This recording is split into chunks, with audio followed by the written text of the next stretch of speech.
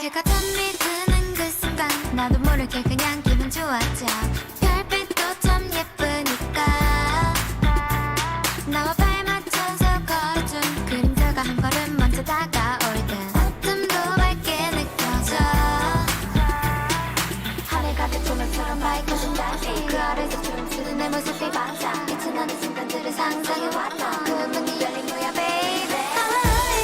눈을 감고서 입을 살짝 내밀고 나에게 키스하면 눈을 떴을 때 반짝이는 이 순간 진짜 나를 보게 돼.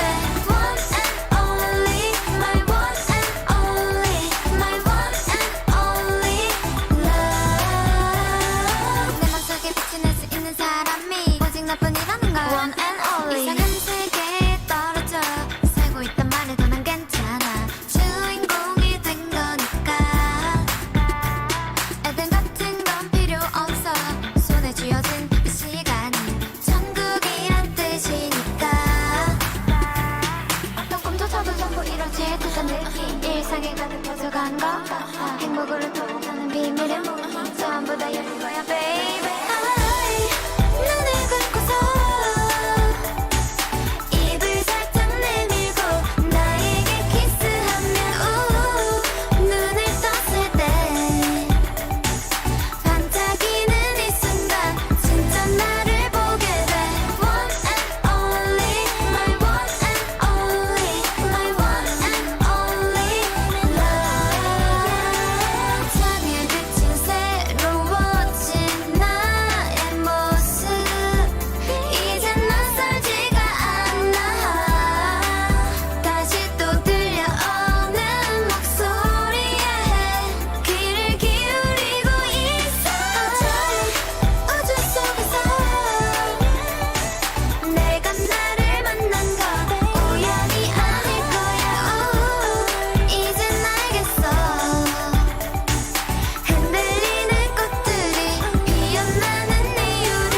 One and only, my one and only, my one and only love. One and only, my one and only, my one and only, my one and only love.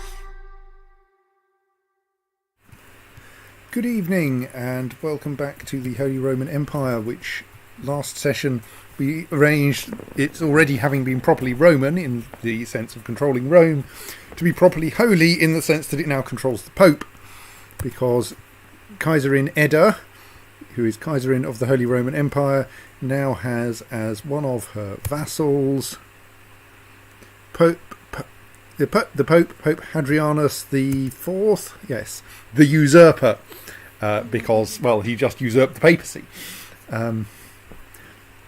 He is a member of the Di Spoleto dynasty, the same as Queen Edda. He is 37 years old and thus might well stay Pope for a reasonable amount of time. Although, of course, there is a small problem that, border-like backstabbing is an ever-present risk. I'm kind of amused that you... I'm Death by secrecy. kind of amused by the fact that apparently being Pope doesn't get you a particularly large amount of piety. He gets a lot of piety for the fact that his dynasty controls the papacy. I.e., for the fact that someone of his dynasty is Pope, I think. But not for the fact that he personally is Pope. Yeah, well, that's because, as we all know, popes can be utter bastards. So, And not necessarily very pious. So, and I paused basically at the moment when that happened, because there is tidying up to be done. In particular, because I did it by mercenary blitzkrieg and wasn't sure it was going to work, I do currently have 8,947 hired mercenaries, plus another 865 of the Apostolic Palace Guard, and these are costing a total of 828 money per year, which is rather more than the 323 money per year that Edda makes from her empire. So she has about 6 months before she runs out of money. Oh, actually a bit more, about 8 months before she runs out of money. But this probably means I shouldn't try to actually reuse these mercenaries for any other purpose, because, like, they're very expensive. I do have a few purposes for which they might be useful, but nah. I think we get rid of them and save the money for other purposes. Well, let's set the other purposes, the other things going while I work this out. So, in particular, Thuringia is finally not at war, having successfully, I think, having unsuccessfully, the Duke of Thuringia, previous Duke of Thuringia, has been ousted and a new one put in place by one of my vassals. So now I think I can ask this one to join the Empire. So one of the things one of the things in my mind when I wrote the stream title, is it really it's Holy and Roman, but is it really an empire, is that we don't actually yet control all of the de jure Holy Roman Empire. We're getting close. There's now one county of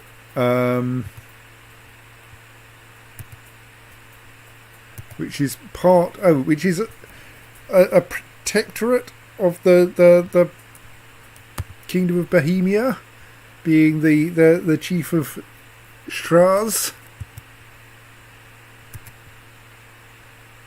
If it's one county, you might be able to exclude it. Yeah, I'm just considering the alternative, which is, he's got a bad, so he doesn't like me because of having the wrong religion and the wrong culture, but he does consider me to be his de jure liege.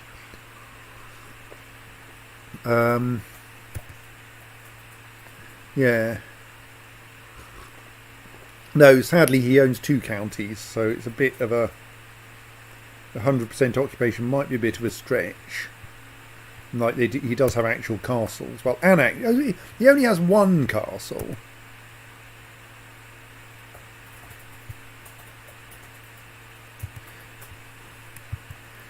I mean, Bohemia will come in on his side of the war, but then so will everyone.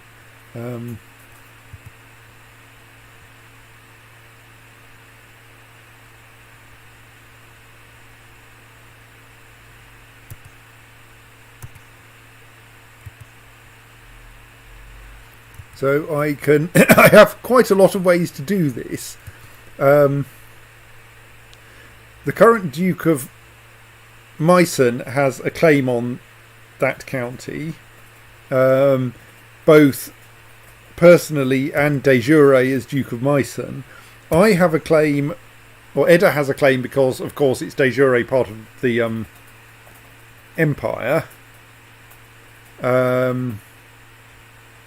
And we can engage in a holy war because he's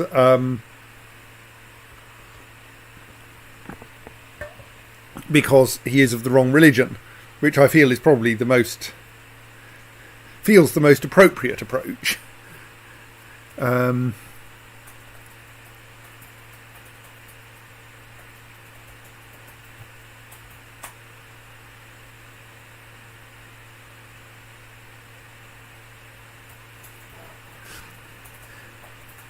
So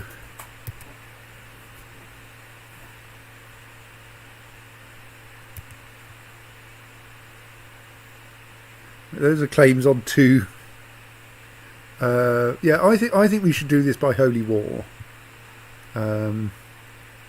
So yeah, I think that's a good plan. Obviously, I don't want to start the war now. I want to march. So I think I will save the mercenaries and use them for this. Obviously, I want to get the mercenaries to some mercenaries there. How good is his castle? Actually, probably it's worth shipping all the mercenaries there anyway. Where are my ships? Didn't I leave some ships here for the mercenaries? Or is this... I thought I had a second set of ships that were the ones that I had brought the first batch of mercenaries. Oh yes, that's that set. This is the second set of mercenaries. They're still all the way out there, right? Yeah, go on. Let's save these mercenaries for a bit to try to get the last. Well, it's not quite the last. There's another patch down here that's owned by someone. To get another patch of the. Yes, there's a patch down here that's owned by the Kingdom of Hungary. That obviously would require quite a lot of war to get, so that we'll have to save. But so anyway, I've requested Thuringia to peacefully become my vassal. Similarly, down here we have Arborea, which now that Edda is Kaiserin of Italia, is de jure hers. He doesn't much like Edda, but I think if we send him a gift he will like her enough, because that will get him an extra 58. Let's try it and see what happens. Yes. Okay, and we can't currently vassalise the Duke of Sardinia because he is currently at war, because Genoa is trying to claim a city off him.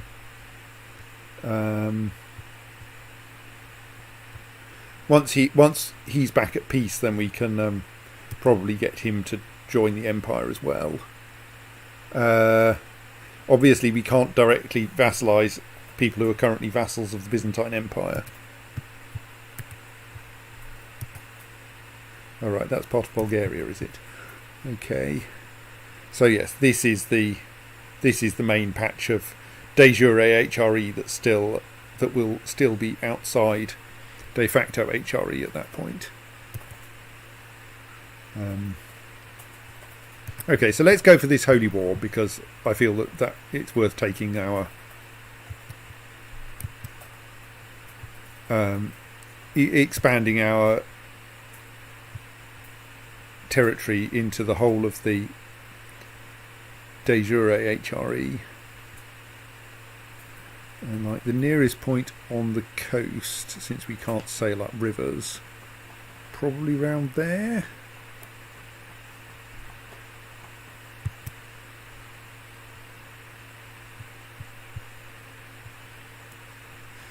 Right. So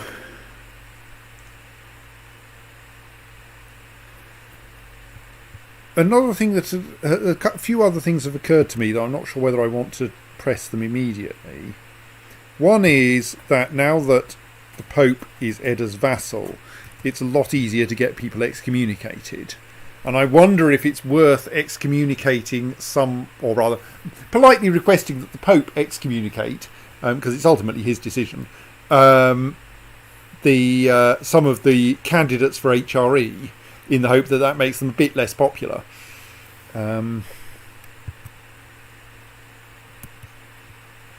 So looks like the Pope will not excommunicate the current Duke of West Frisia, largely because he actually quite likes the Duke of West Frisia, which is annoying, because I think the reasons why the Pope likes him are also the reasons why he's a popular candidate. Yes, indeed, the most popular candidate. King Leopold of Frisia, on the other hand, is not such a popular person, and we totally can have him excommunicated. Okay, imprisoning him would be considered rude at this point, but once he's excommunicated, we can probably imprison him. So it will cost 125 piety because he's a king, and will be viewed as an insult by the rest of the Conradinas, which is kind of awkward. I mean, he does rather like Edda at the moment, but the thing is that he's also liable to end up as Holy Roman Emperor. We don't really want that. I think I'm going to try an experimental excommunication and see how it goes.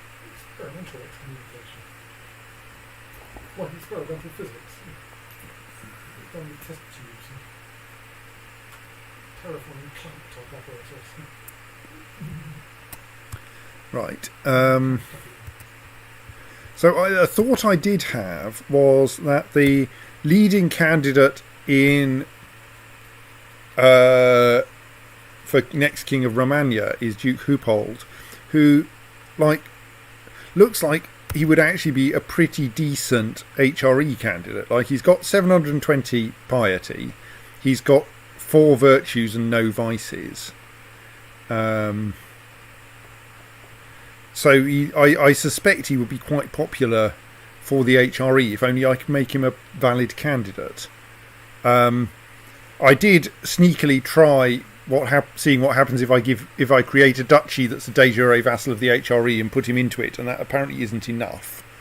I don't know if this is because he has to have land in the HRE, that feels a bit weird, or if it's because it's not his primary title. Maybe I actually need to look up the rules. So yeah, I'm not quite sure whether I want to try to get him into the HRE properly.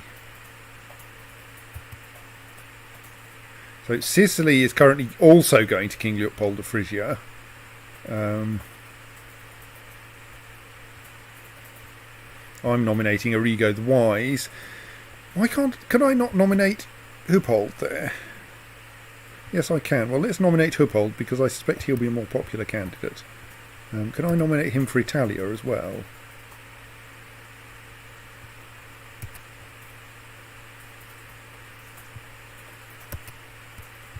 Okay, let's see how that goes. Maybe that will be enough, especially if we can get Leopold out of the way.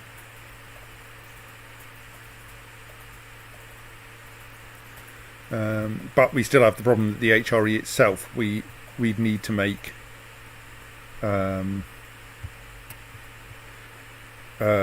we need to get Hoopold to be eligible somehow. I don't quite know how that would work.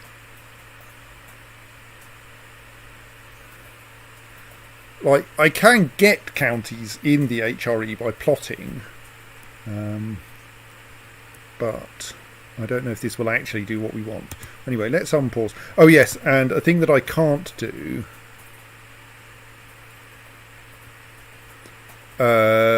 because I've wondered if I could, is I can't give Rome to the Emperor. The Pope. Because... Actually, I can't do anything to the Pope at the moment because we have to wait 16 days for him to reply to our request for excommunication.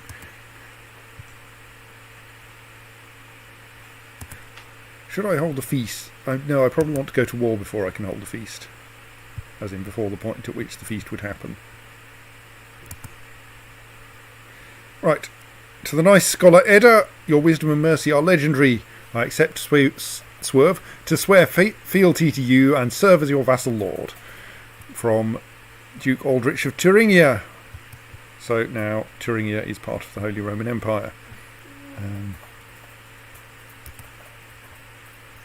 Also much faffing with defensive pacts.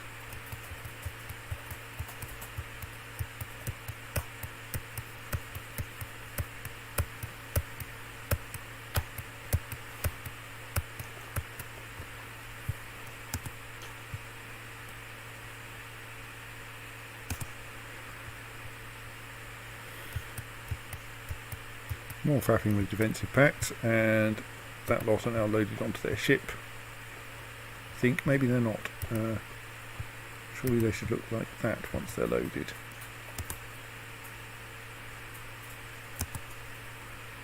The Vilex, my liege, your wisdom and mercy are legendary. I'm sure they are, yes. The vile excesses of King Leopold can no longer be tolerated. We agree that he should be denied communion and be excommunicated. Right.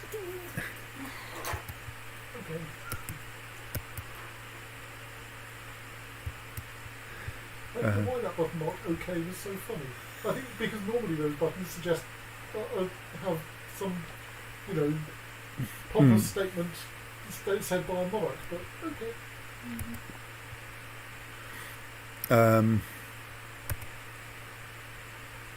Still currently 3 people voting for him, but it may take a little while for them to sort themselves out. Yeah.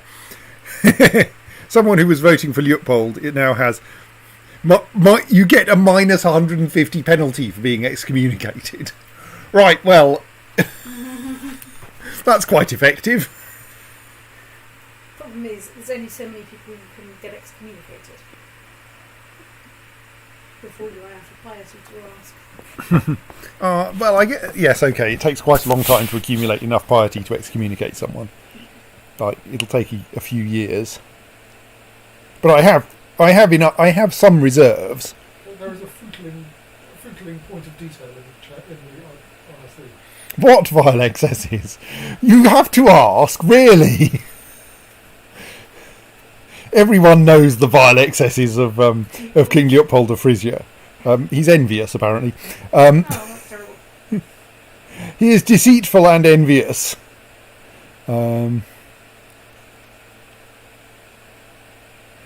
Amusingly, he still has plus 100 opinion of Queen Edda. Like, it's not like it isn't public that it was me that excommunicated him, or had him excommunicated. You didn't, send a sealed note to the Vatican Well, definitely not the Vatican. See, the Pope is not in Rome. No, the Pope, I think, is still in VEA. Yeah. Oh, no, actually, no, sorry. No, I think he's still wherever I placed that person, sorry. Well, in that case, it's even more piety or tracts to send the note to the Vatican and let them forward it on a separate cover. So it said his family will be displeased. If we, for instance, look at Princess Ursula. I mean, she doesn't seem to have a penalty at the moment.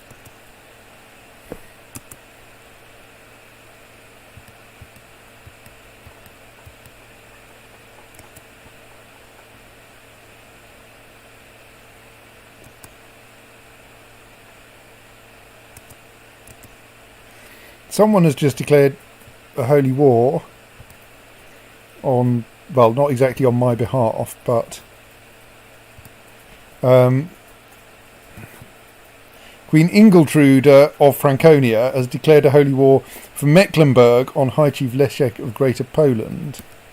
So that's not the person I'm planning to declare war on.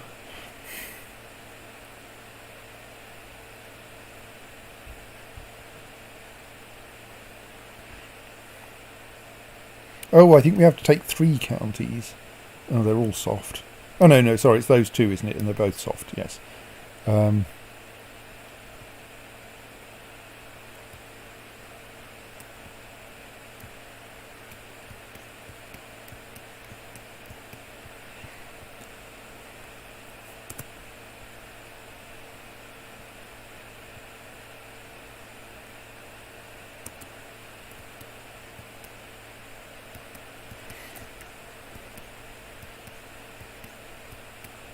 Oops.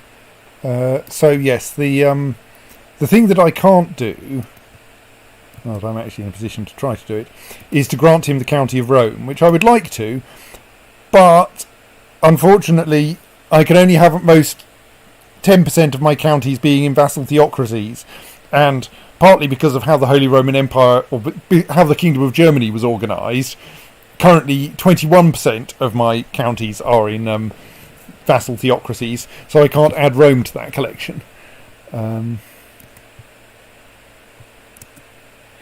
So, what's happened to my spy master? My spy master's dropped dead. How embarrassing! Being a spy master seems like It's a high risk occupation. Being 64 years old, mostly. Oh, okay, that's He had 25 intrigue. He wasn't about to die of being stabbed in the back.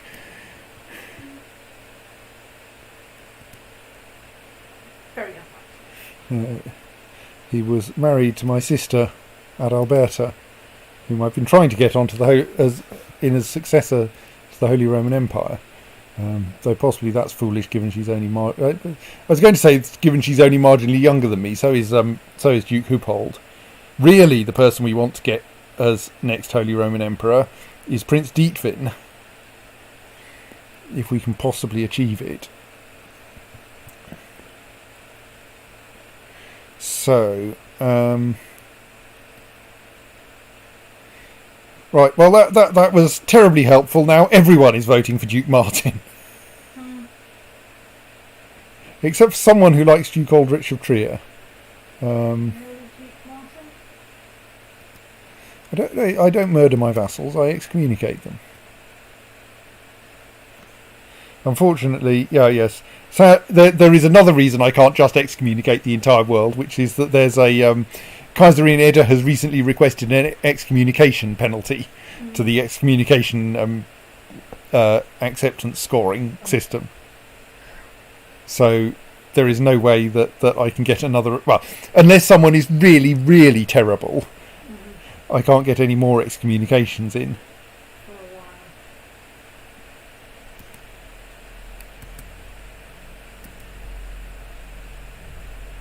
Right, so, oh yes, my state intrigue's terrible because I don't have a spy master. Let's get myself a spy master.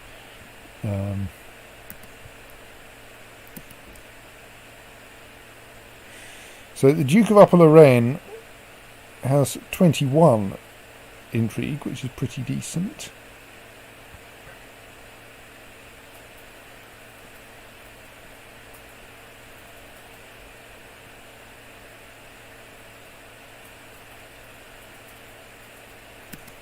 How much better than that can I do?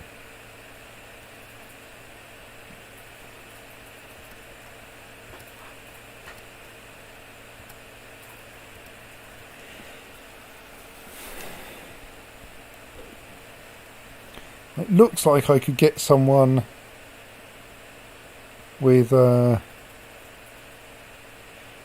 25, like the last one.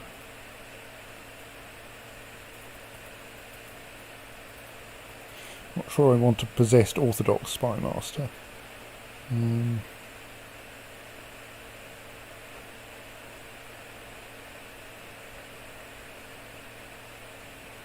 So yes,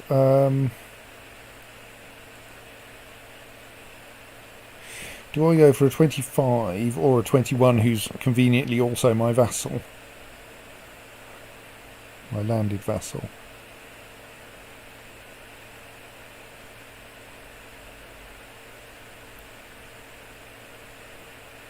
I think let's go for that 25. He seems interesting.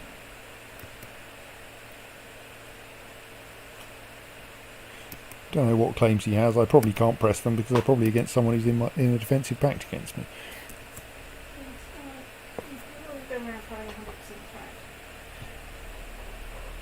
Yeah, it is. Like, already my vassals are attacking people and trying to make my threat even worse. Right, so I now have a spy master. So now were I to consider imprisoning the Duke of the King of Frisia, still only have a 20% chance.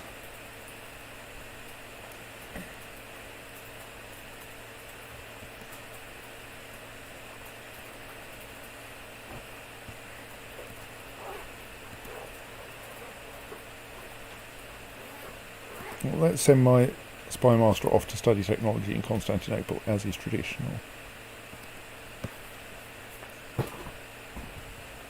While we organise this quick holy war. Actually, of course, we have territory up there, so we can come ashore.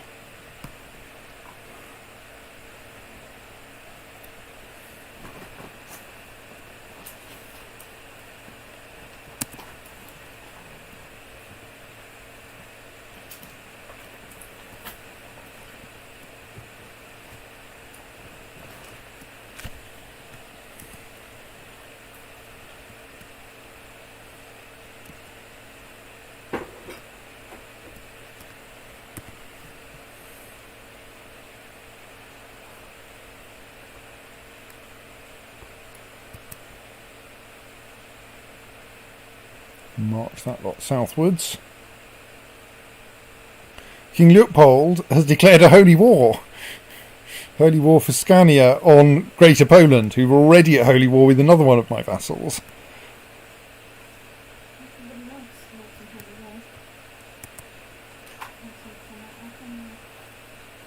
Okay, I'm about to declare a holy war as well. Is that going to be a King Ripple? No. That bit in Midsummer Night's Dream where they're all chasing each other around the forest in a cycle.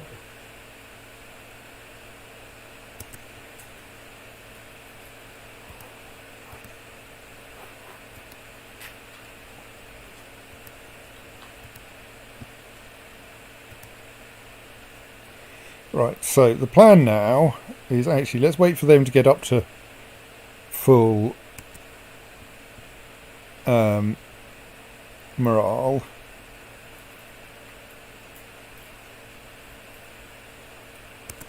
Right. My Chancellor Thomas Di Spoleto has successfully improved Count Burchard's opinion of me. Excellent. That will put it up to 91, I think. So you should probably go and find someone else to pester now. Young Duke of Tuscany looks like a good plan.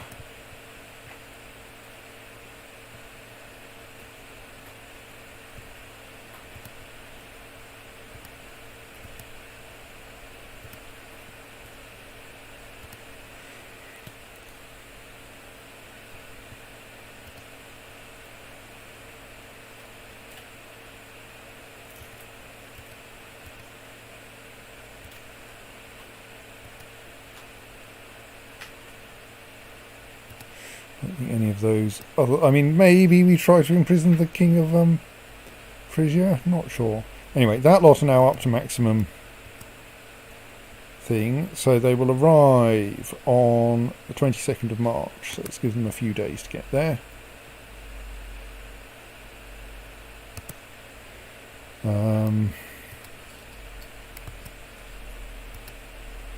Then declare war in a holy war for Meissen, which is only actually gets us one county, but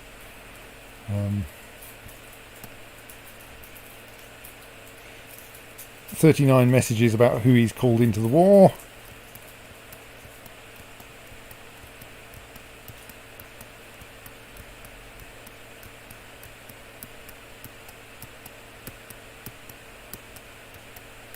We hope that the fact that we've turned up on his doorstep with 10,000 troops means that the war won't last very long. The plans to be done before the people who call in get there. More or less, yes.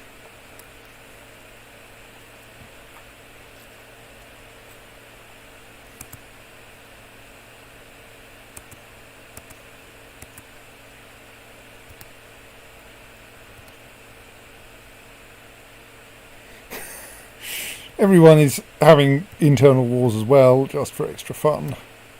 Right, so there are only right. We've found the county capital. It has 11 defenders. I think we might even be able to afford to assault that with our 10,000. Might. Right. Well, that will make things quicker.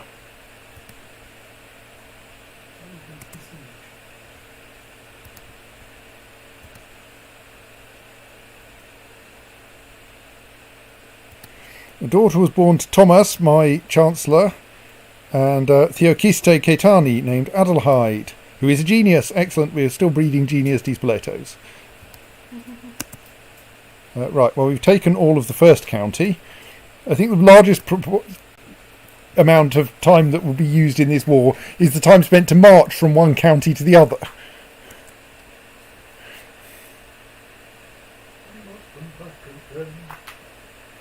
Okay, we're also going to get into a battle when we arrive.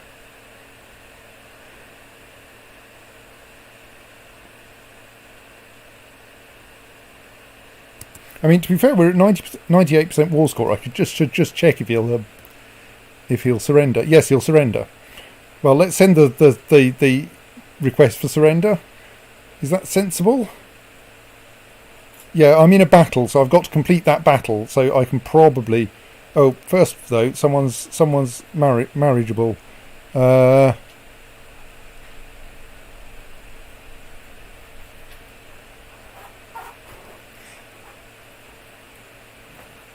Okay, apparently Ludwig di Spoleto has come of age and is a tolerably good person and is betrothed to a random genius. Yeah, go on, marry. So the thing is, if we send a request for a surrender now, we have to wait the full time it takes the post to get there and back. If, on the other hand, we win this battle and then assault all the holdings here, actually, if we win this battle, we should get 100% war score. I think we go for winning the battle instead, even though he would surrender now, because it's quicker that way. Right. Prince Dietvin of the Holy Roman Empire. We should probably fix him up properly later. I mean, he is not a brilliant person, but he is of the correct dynasty and not a disaster. So I'm going to nominate him as my successor as Holy Roman Emperor for now, and we'll see how he goes.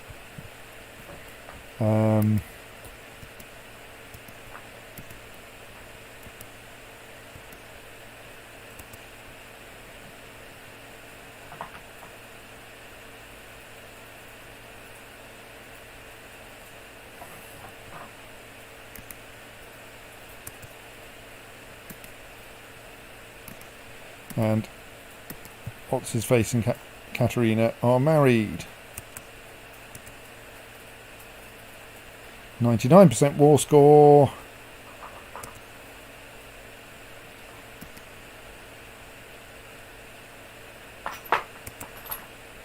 Still 99% war score. We do actually need to take the... it's going to take us another 11 days. 10, 9, 8, 7... Oh, they've come along for another battle. Only we're in the defensive position this time.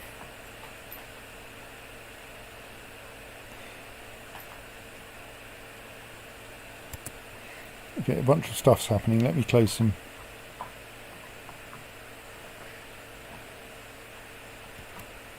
tabs, messages.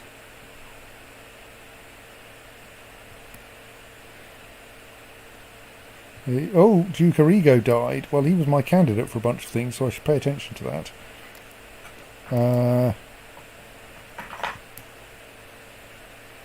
We have an angry and revolt, apparently.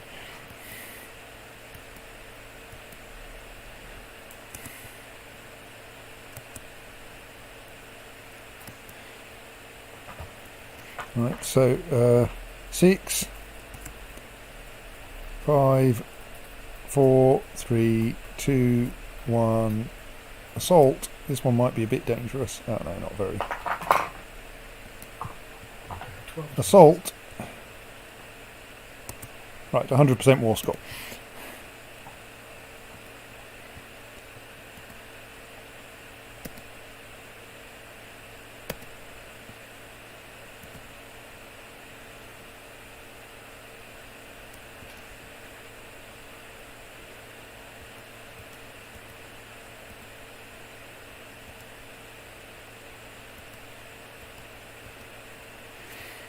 So, oh, that's kind of amusing, because that, of course, is now a county in the de jure Holy Roman Empire.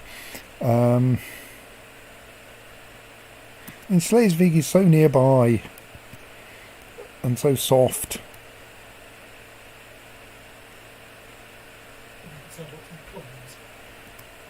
What?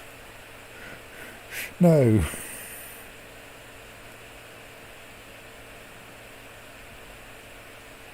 I know, Burgundy is a bit too big. There are only 2 counties, but they're probably quite tough, and we don't actually have a casus belli there.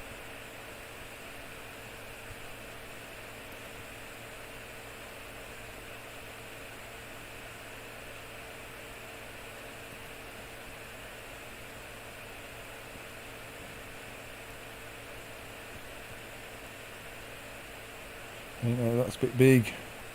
That might be achievable, but is... Well, I mean, he's technically adjacent.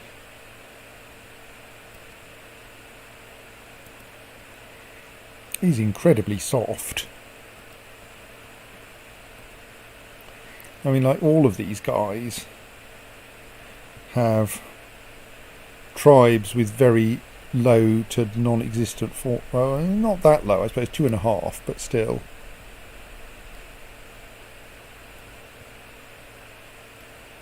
Schleswig would actually take rather more pushing over, to be honest. What's going on there?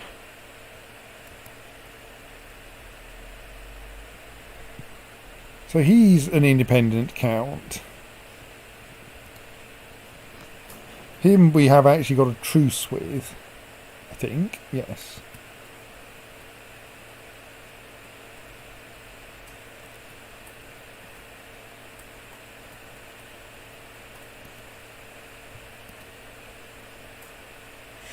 And sadly, I think because we don't border Upper Silesia. Oh no!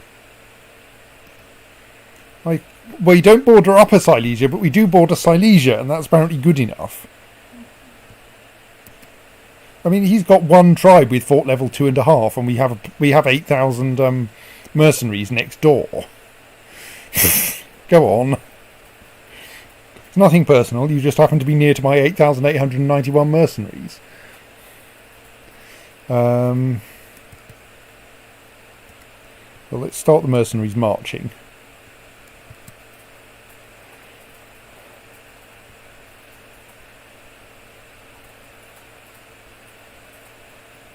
So we'll arrive on the 26th of June.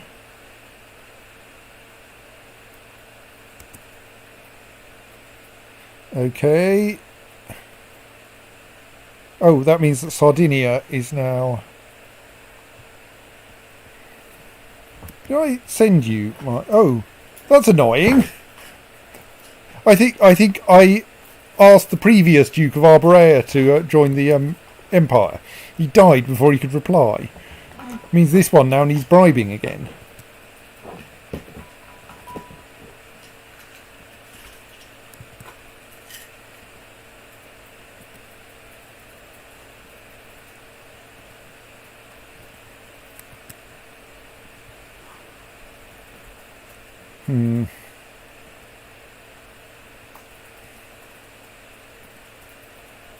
She at least is Catholic.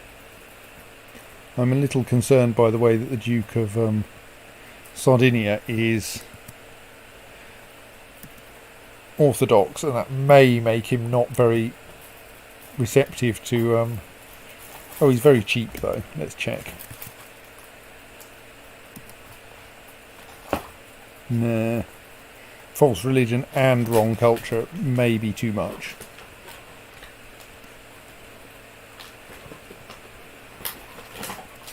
Right, anyway, they're arriving on the 26th, so we can wait a few more days before we declare war on Upper Silesia. Right, Duke Anfos's opinion of me has been improved.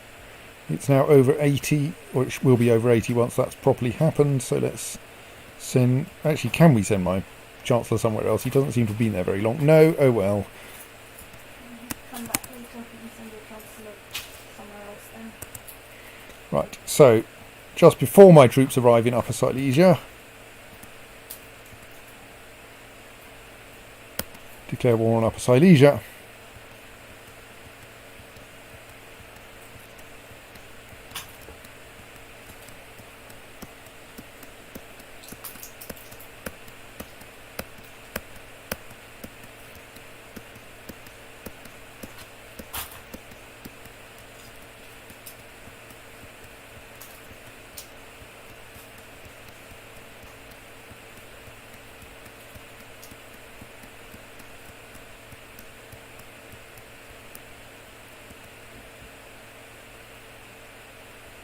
And the city of Agios is now in control of a vassal of the HRE.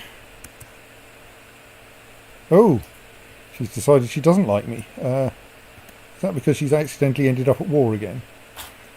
Oh, because she joined the war on the wrong side, of course, yes. I needed to wait for her to reply, really. Oh well, we'll do that again later.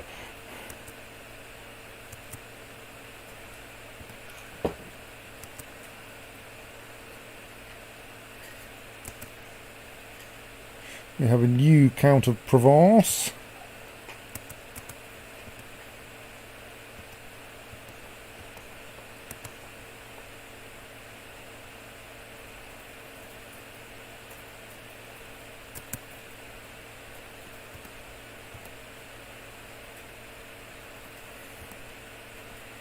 Duke Siegfried of Alsace is now known as the Magnanimous.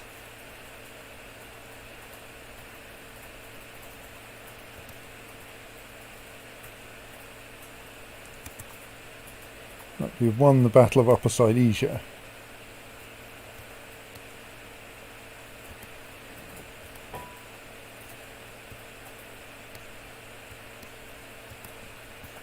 So now we want to...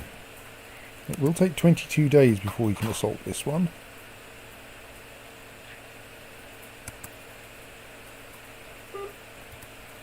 The Basileus of the Holy Roman Empire has joined the defensive pact against us again. 14, 13, 12, 11... Gottschalk, Prince Archbishop Gottschalk of Münster, is now known as the Cruel.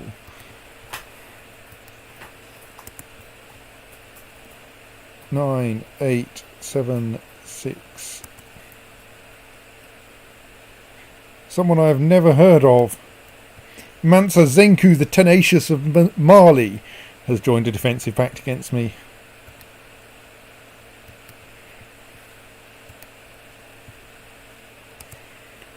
Four, 3, 2, 1, assault. Right.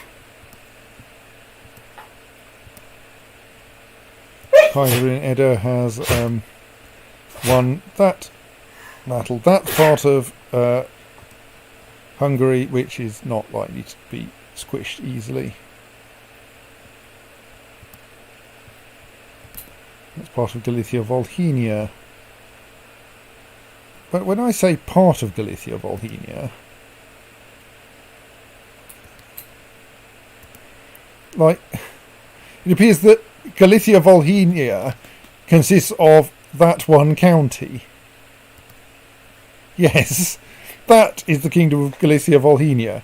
I probably don't have a useful casus belli on him, do I? Oh, I do actually. I have an unlanded claimant on the one county. I'm not sure this is a useful thing to get, though. It's like miles away. No, I mean, I feel that pursuing holy wars as Holy Roman Empress is sensible. At least nice, easy holy wars. Presumably he, understands castles and things, yes.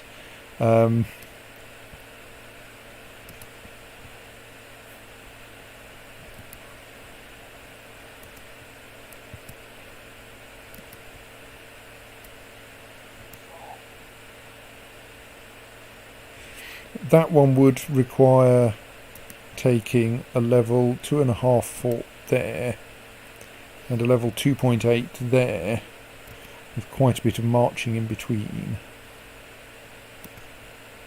Well, I suppose we can try.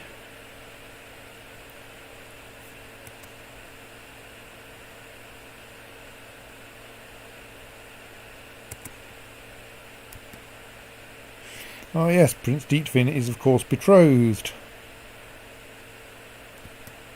Oh yes, we should also... So he's still... Yeah, no one else is voting for him, sadly, at the moment.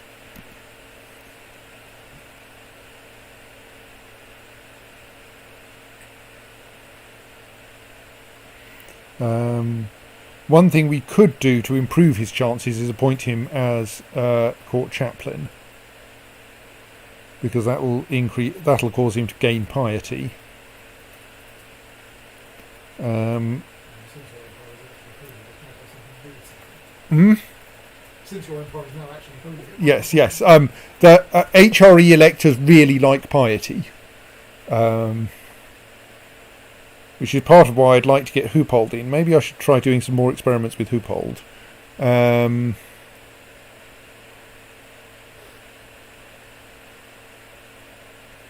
So, because we've now got a county that is... a county that is de jure Holy Roman Empire.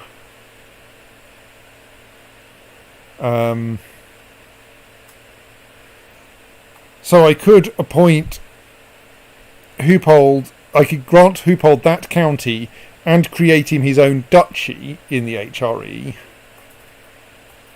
And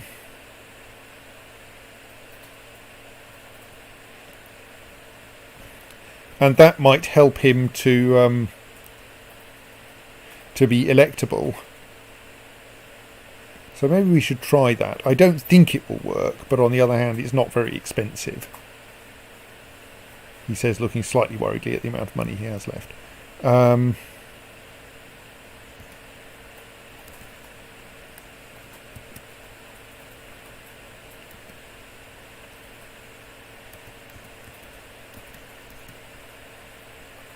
So we can grant him the county of Gorlitz.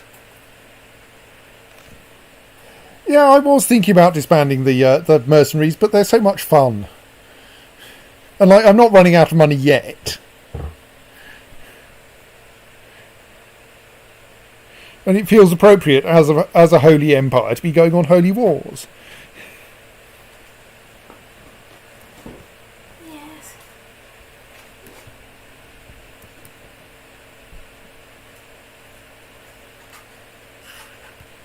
So let's grant him the county of Gorlitz. This is why the HRE doesn't have any friends. Shh.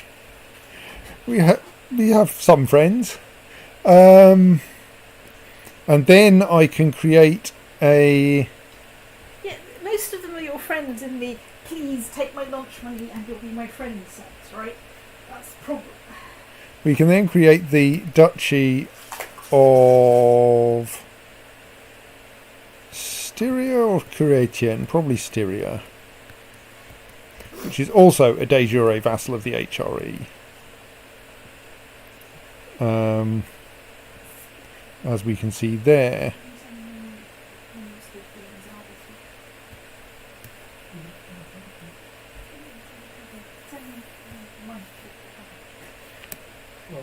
The other two morning ones aren't yet. And we can grant that to Hoopold as well.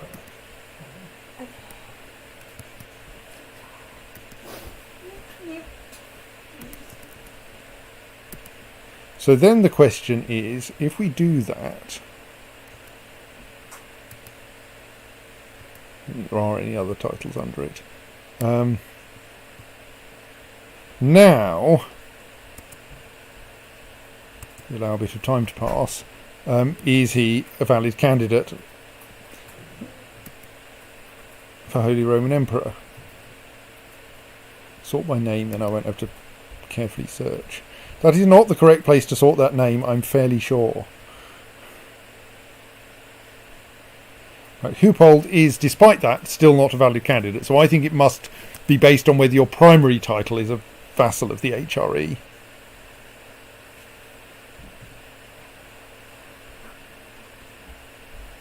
I can't found any more empires. Right, Prince Deepwin is now married, at least, that's good.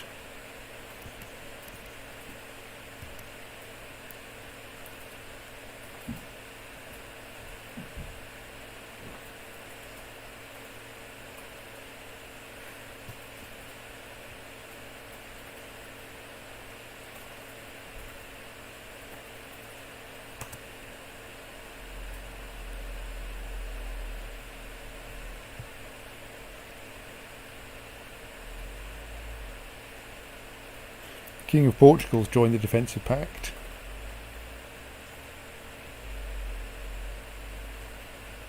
Yeah, I think this may have to be the last holy war I undertake.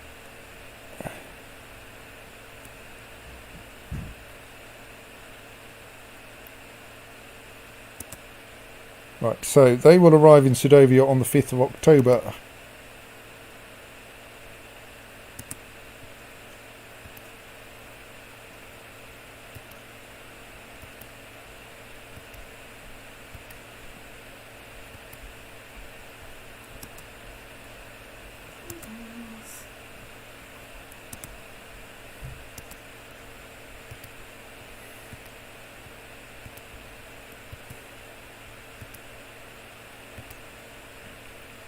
Hello. we're just quickly declaring a holy war on you.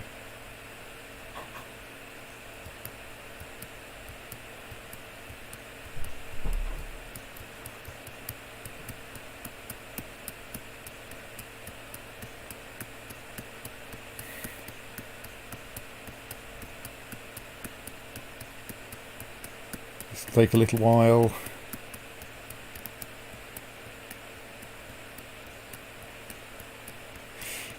Think of all the letters he has to write when this happens. Except it happens instantaneously, which is like weird.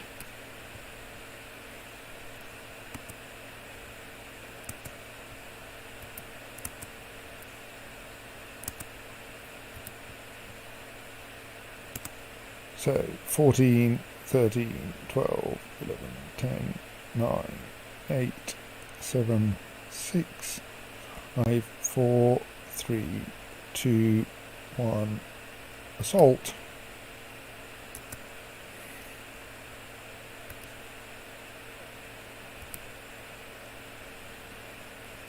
So the other county held by the same leader is that one, isn't it? Yes. That way we do, by taking that route, we do indeed avoid. Hmm? Yes, quite suddenly at the age of 50. Apparently. Oh, we've got a load of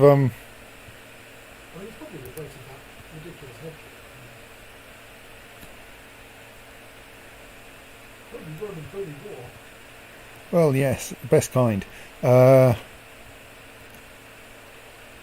Apparently we have zillions of prisoners, some of whom we can ransom, most of whom we cannot ransom.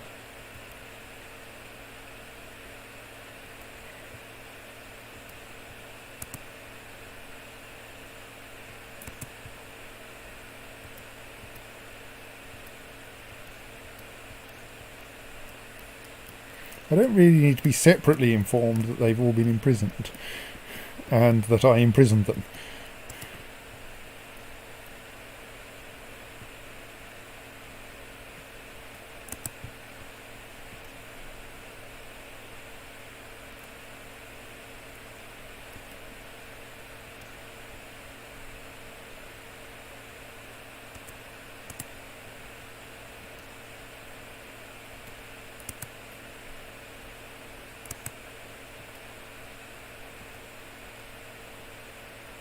It occurs to me, actually, are prisoners counted as courtiers for the purposes of marriage?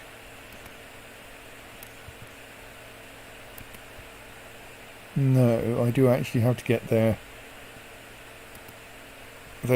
actual liege's approval. My kinswoman Anna has died under suspicious circumstances. What was she the heir to, I wonder?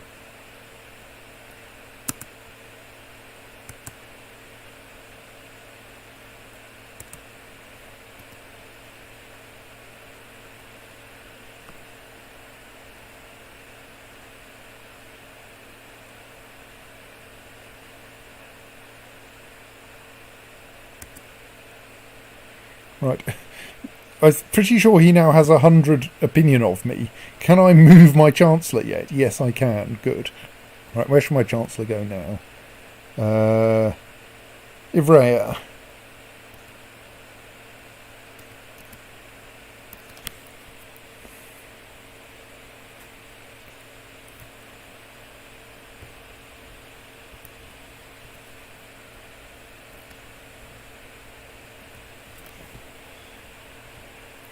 These battles up here are getting worryingly close. Like, they're not very close, but...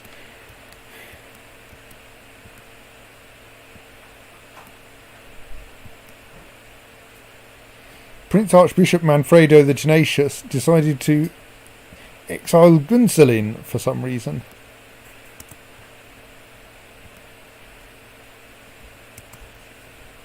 Oh, we've got a new Byzantine Emperor. Boethios.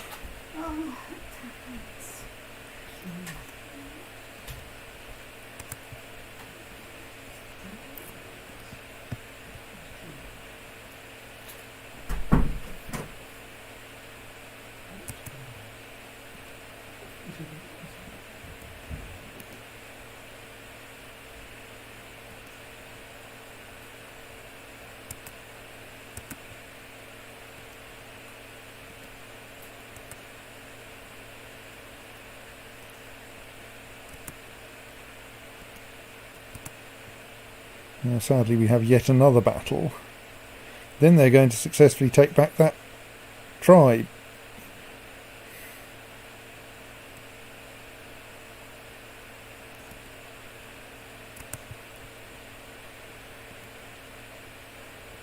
I suppose I can quickly build a fort, can I? Possibly not quickly enough.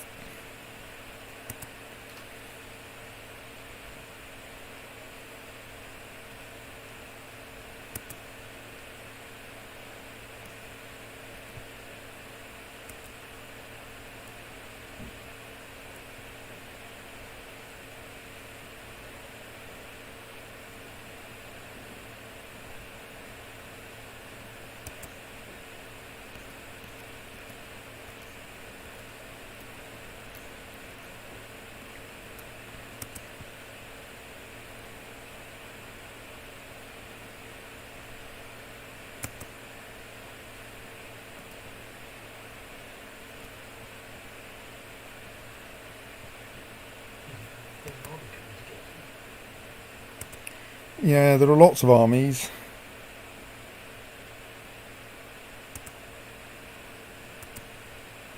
Can I now immediately build a fort here? Because that might help.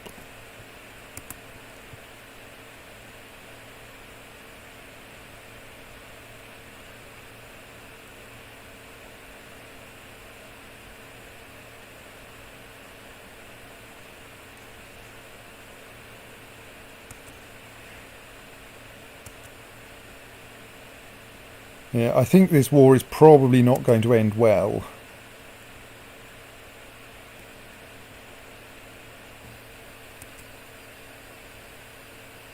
What I'm actually hoping for right now is that I can get my war score positive and get a white piece out of it.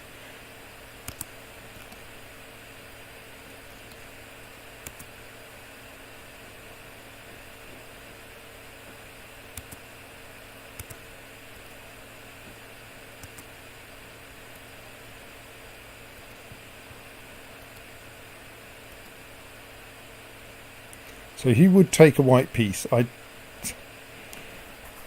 There are 6,000 unfriendly troops in the other county. Yeah, I think I'm going to ask for a white piece now, and say I overextended myself. Leave that lot there to hold that county to keep that war score until we get the reply to the peace offer.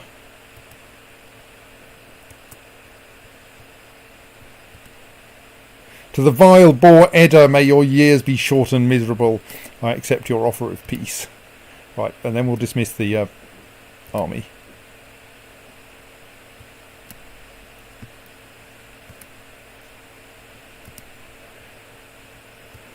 Before we run out of money.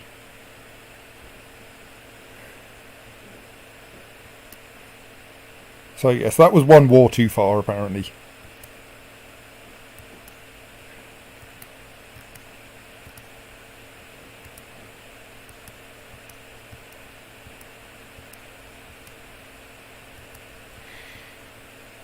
Right, so the bishopric of Rome is currently in need of a successor. Who is Bishop of Rome? It's down here somewhere, isn't it?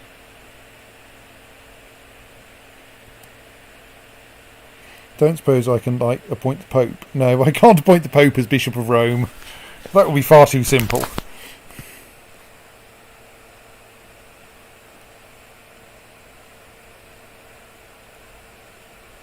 I usually appoint my commanders as bishops to make sure they stick around. So we'll nominate one of those for now. We're also, presumably, the reason why the bishopric of Rome was vacant is because we lost a commander. So let us tidy things up in that respect. In general, are there any obviously good candidates? Ulrich only has 18 marshal. I bet we can do better than that these days.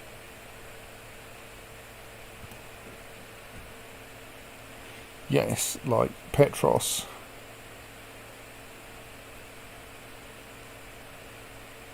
I mean, we have no shortage of siege leaders, but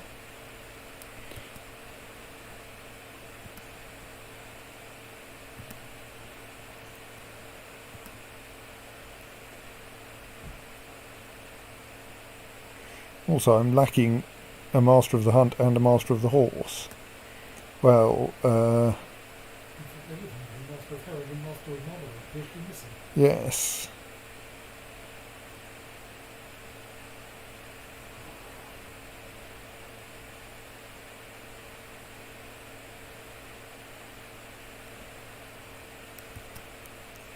Well, no, actually, we don't care. Let's just appoint those people who are... Well, Ivrea we're currently trying to cheer up anyway. Let's appoint Milan if he has... Okay, I can't grant him another honorary title. Kenton's at 100%. Ancona would benefit from a little more.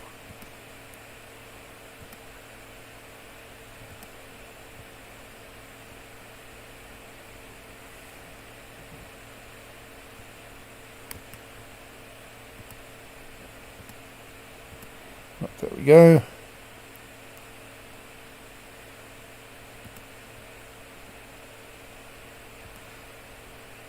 So the Upper Silesia tribe is weird in that it's still tribal. In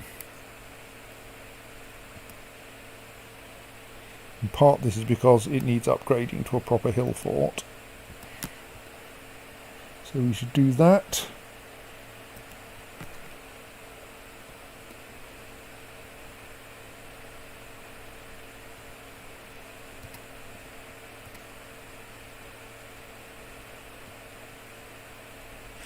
Yes, you should probably be looking quite nervous in there. So my attempt at getting Huppold into a position to inherit the HRE has not gone well.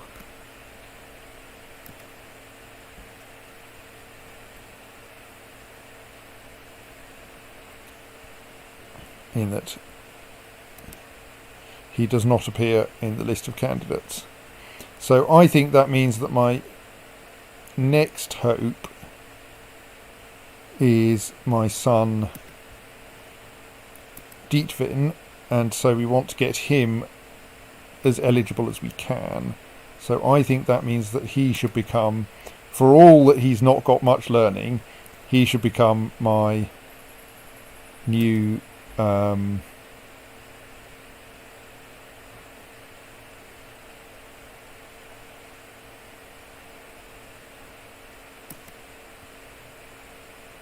he's got some learning, my new chaplain, and he should be sent off to proselytise in Upper Silesia, because converting it to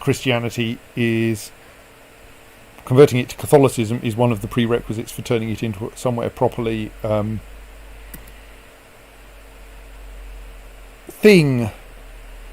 feudal. So that means no, not him, Dietvin. So that means Dietvin is now gaining 3 piety a month. Why is he not getting piety for our control over the papacy? Have we lost control of the papacy? No. I get dynasty controls Catholic, but Dietvin, who is definitely also a Di Spoleto, does not get a benefit from dynasty controls Catholic, which is kind of unfortunate.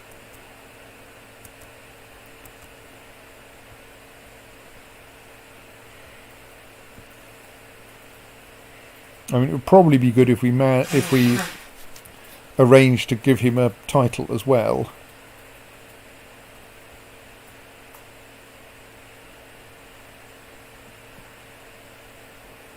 I mean, we could grant him Upper Silesia. I'd kind of like to make it properly feudal first, because like being able to use the Empire's resources for that would be good.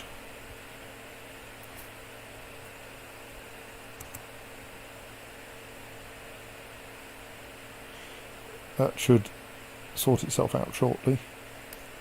Right. Appoint him as a commander.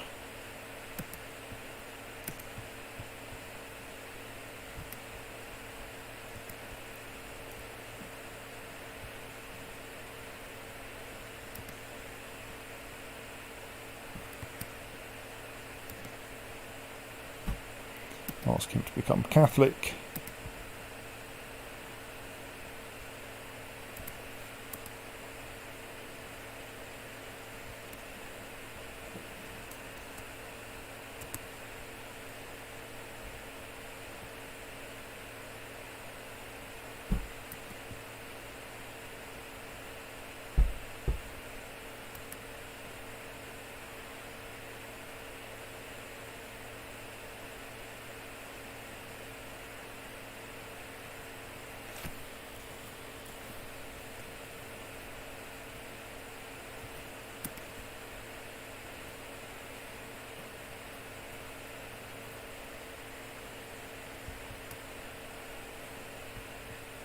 Right, at least our money is going up again now.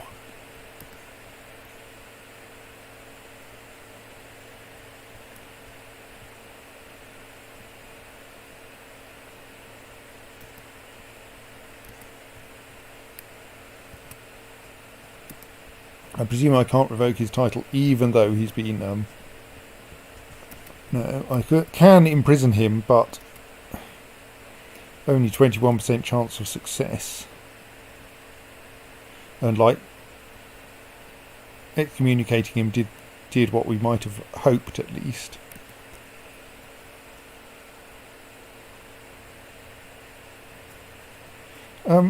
Kaiser Nils, you're meant to be my husband. Why is Alfred Gregersdottir giving birth to your daughter? I mean, I don't think I can complain very loudly, but the baby Inga is surely my husband's bastard. Well, yes. Look, we have a label there. Though darling Nils denies it. He is but a man. Her opinion of both of them goes down rather.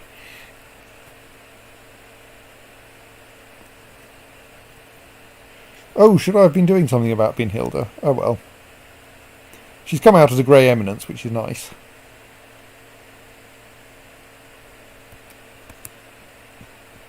I probably should have been trying to ensure that she came out as a grey eminence.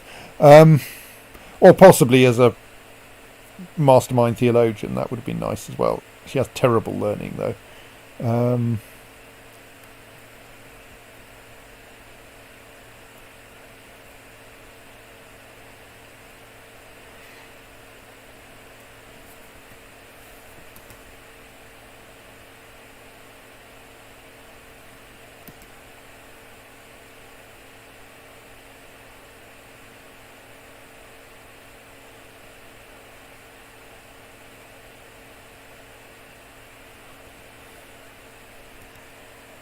Yeah, he doesn't have much piety, does he?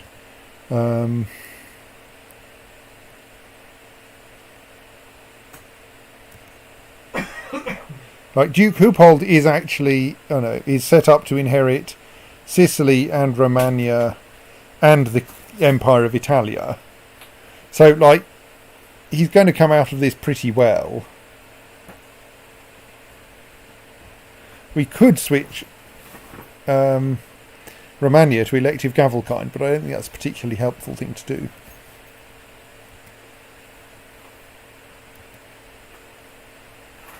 So, like, Kaiser in Edda may not get to... why are you voting that way? You shouldn't be. If only we could make Hupold eligible to be Holy Roman Emperor as well. He would probably walk it, but we can't get him to be damn well eligible. I mean, maybe I could adjust the level of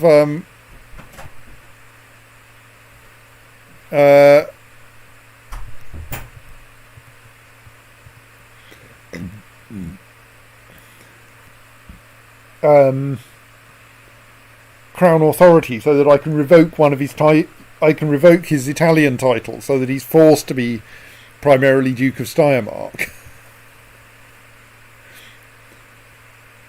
Don't really think that'll do the job, or rather it would do the job, but it's an awfully complicated way to achieve it.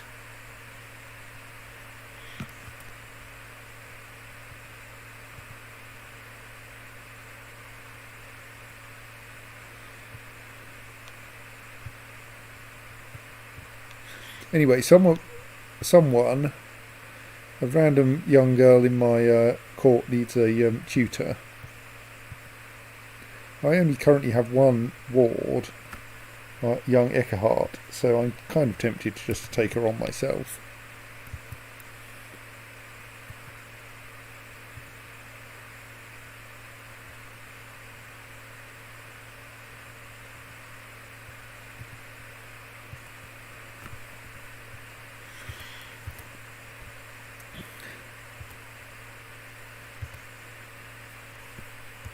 Brynhilda is appropriately betrothed, though, yeah, she's definitely not going to.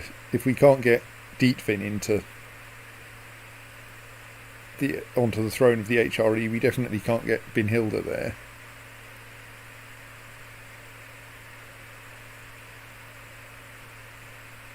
I mean, more prestige and more piety is all we really need for Dietvin. He's just a bit young.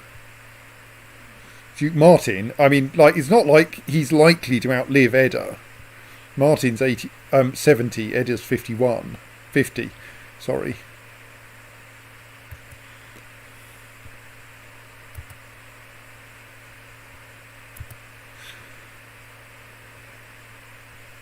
So mostly I kind of want to fix Upper Silesia, but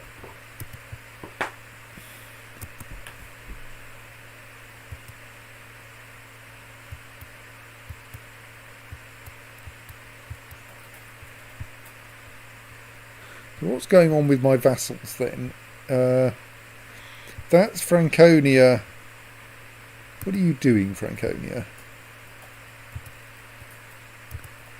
Ingiltrude the Magnanimous is currently at war with... is engaged in the Franconian Holy War for Mecklenburg.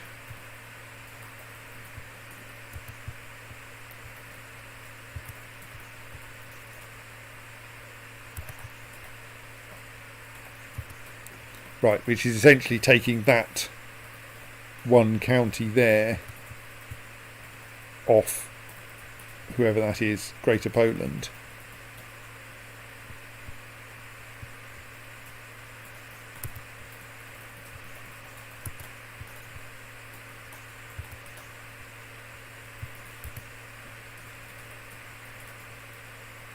And Frisia is at the same time, of course, trying to take Scania. And both of those wars are going in our favour.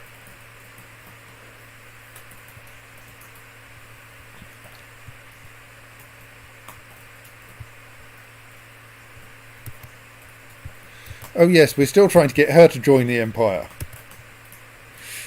Join us.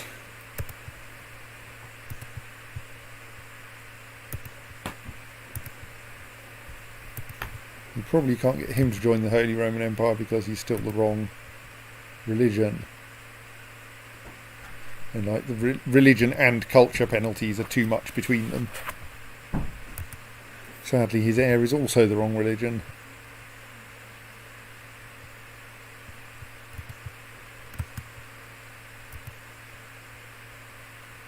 I mean, like, in theory, we do have a de jure claim on each of his counties, but that would be a very tedious way to get him in.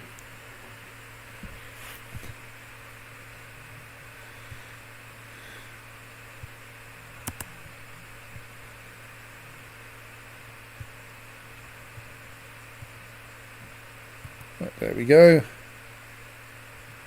One more vassal. Informs the Countess of Arborea.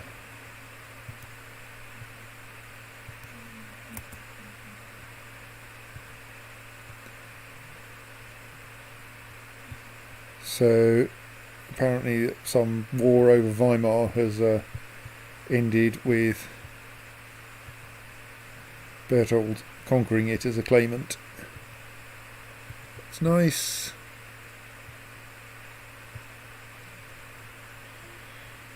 The Saxon War for Count Berthold's claim on Weimar has ended. Duke Aldrich of Thuringia lost. Ingiltrude of the Magnanimous is busy imprisoning people.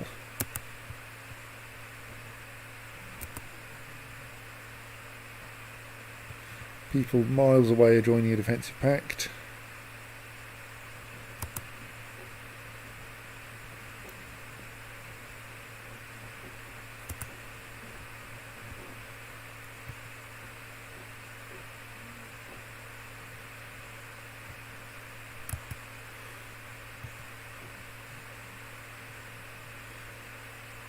It is only minus 12 acceptance score for excommunicating the other leading candidate.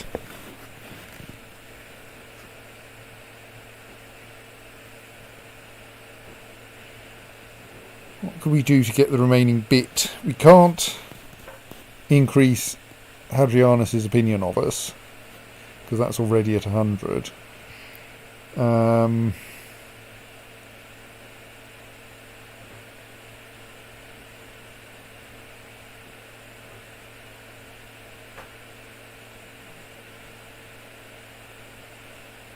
Our piety is itself important, but we get the same boost at our 916 piety that Martin gets for his 1200. So I think there isn't another threshold at 1000 for that.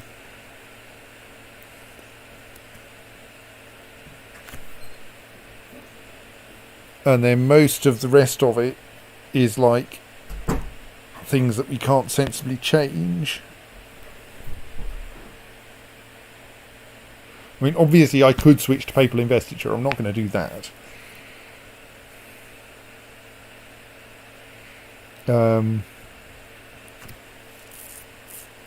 Rather perversely, we get a penalty for being charitable because presumably our because our Pope is greedy.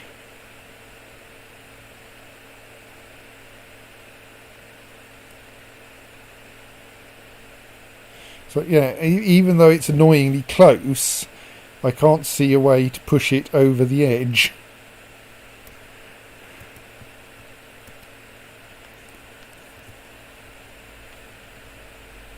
But he'll die soon, he's quite old.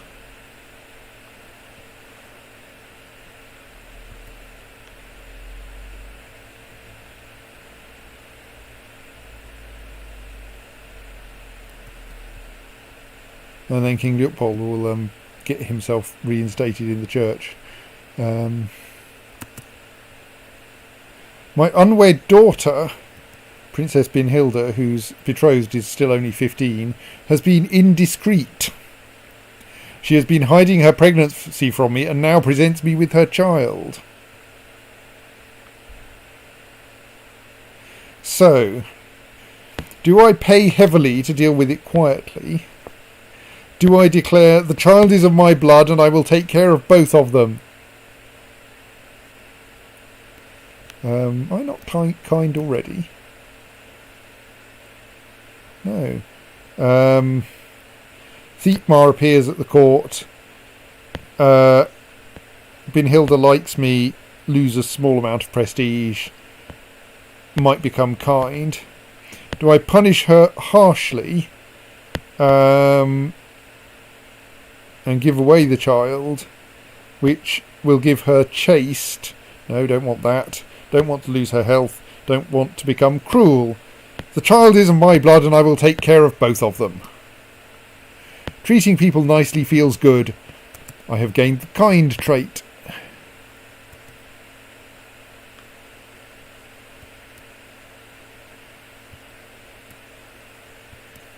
Nothing interesting there.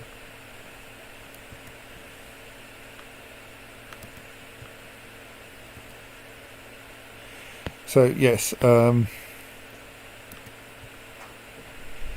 Brynhilda's first son is now Thietmar von Prume. Who will not inherit the Holy Roman Empire, probably. We have no idea who the father is.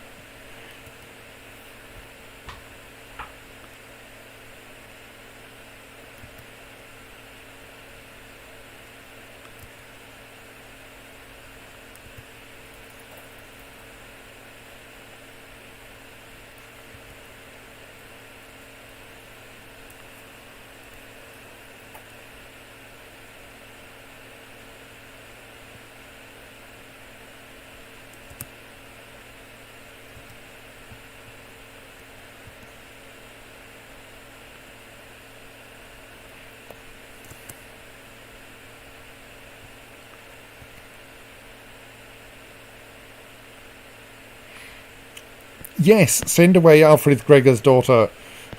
He's been having an affair with my husband.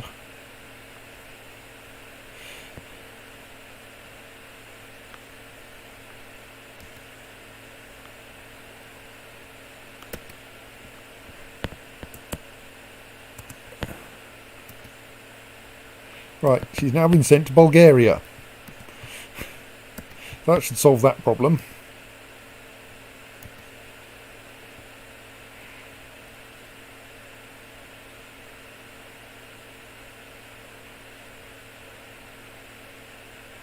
She's still my husband's friend, but at least she's in Bulgaria now.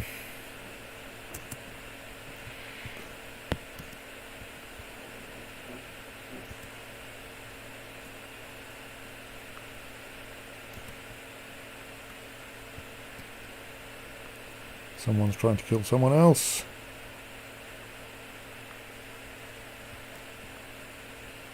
I'll land him soon enough.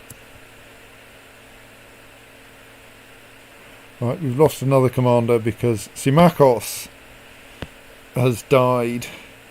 My unyielding siege leader.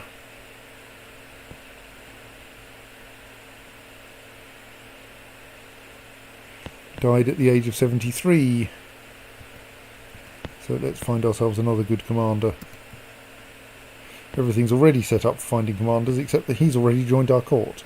I just resorted a couple of times. No, he hasn't joined. Maybe he hasn't joined our court. Maybe I'm confused. I thought there was a siege leader with Marshal skill 24. Yes, he's my courtier. The search is just confused. We switch that to no and then back to yes again. Will that improve matters? Yeah, that's better. So now we can only get a 22 siege leader. Well, that's still pretty good.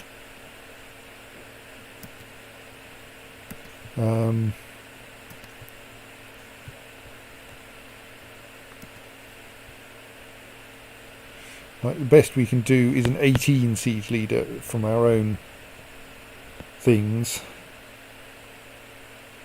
Actually, we should... Egbert, on the other hand, is a Dispoleto. Yeah, but maybe we should appoint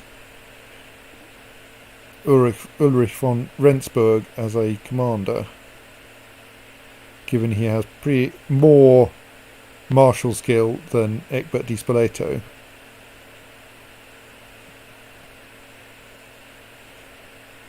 Who is he's actually heir to a bishopric, that we could fix that as well.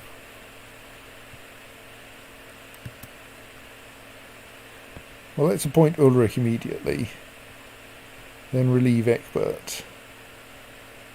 I want to keep Gregor because he's an organiser and we've only got 2 organisers.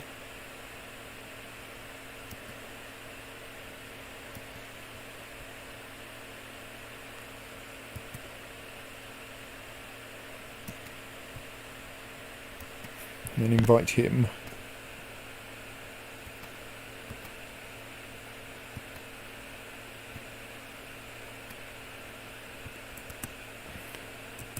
I think that was an awkward thing. Someone inherited a bishopric, and their wife went with them to the bishopric, at which point their marriage was annulled. Couldn't I have kept his wife? She might have been useful for something. Bah.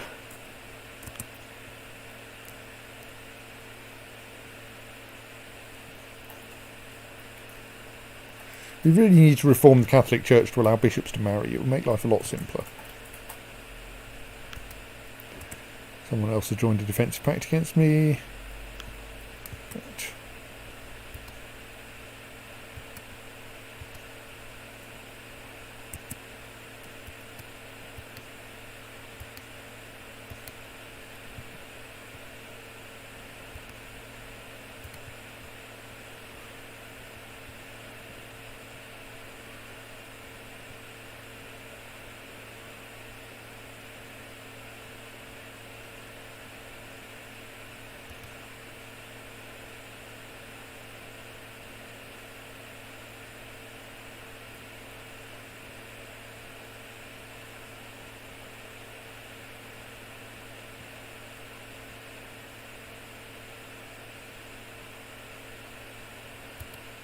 Doesn't really matter what order I put people into bishoprics. Let's just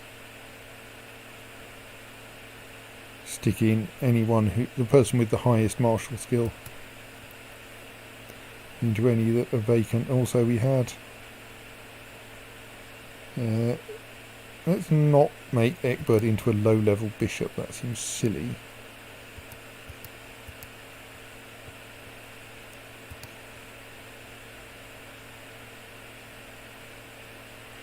We have a bunch of bishoprics here we need to appoint people to.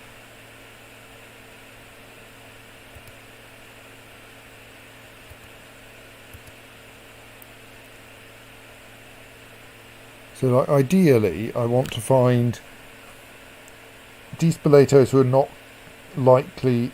I mean, yeah, for these, for the one we want to look at the ones that are electors, don't we, and make sure that all their successors are Despoletos, or if we can, where we can.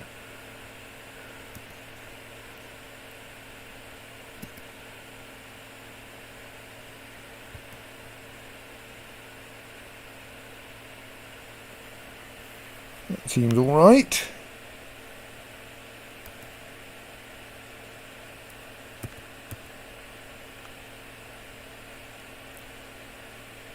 He's a duke, we can't replace him. She's a queen, we can't replace her.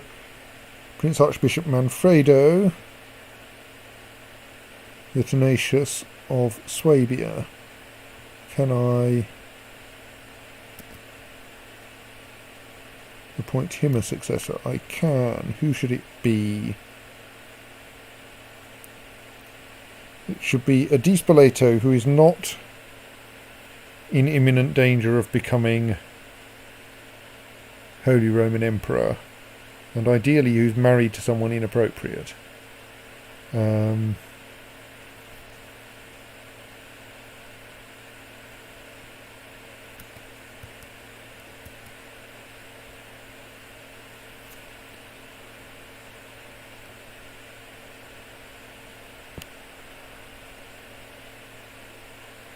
And ideally who has traits complementary to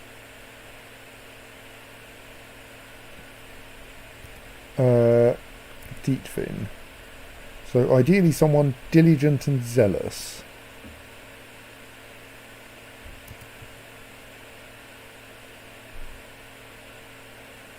Why does he not have a appointment, someone appointed here then? Okay, Guerino di Spoleto is diligent and zealous.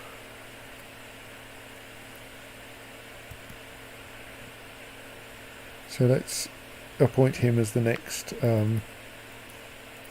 Archbishop of Prince Archbishop of Swabia.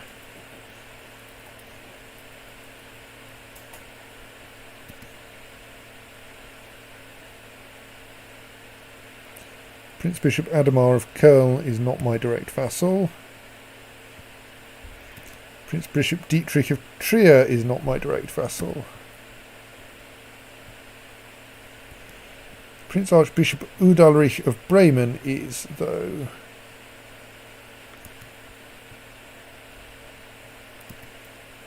Well, let's also put Guerino in there, if we can.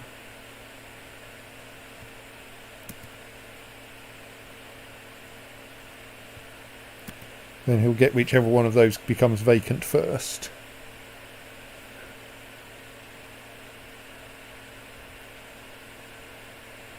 Confused by the fact that Thomas of Posada is already heir to that, but I'm going to hope that that does actually work correctly.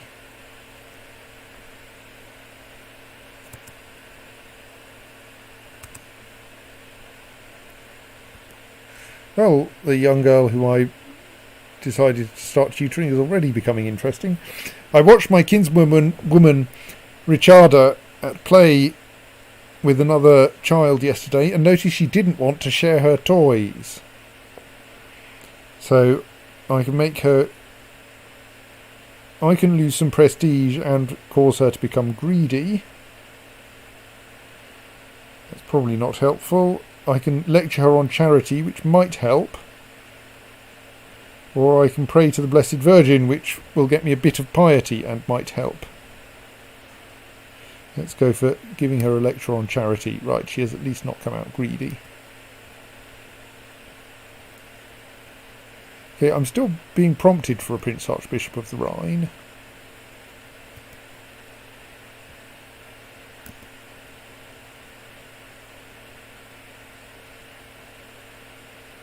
And I can't actually nominate Thomas, who is apparently currently the next one, so I will just nominate Guerino the same as the other two.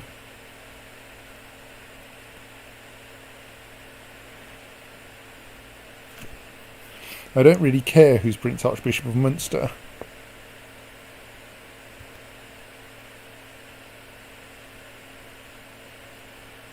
Unless I have, like, a celibate relation who should be given it. On the grounds that are useless for breeding anyway. Which I don't.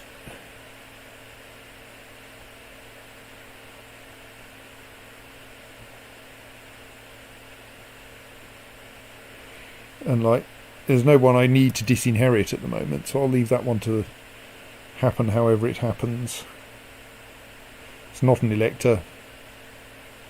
And I suppose I could do with appointing someone with very high stewardship in that case. I mean, I could appoint my steward, I suppose. Isn't he of some significance for some other reason, though? Like he's married to a Di Spoleto.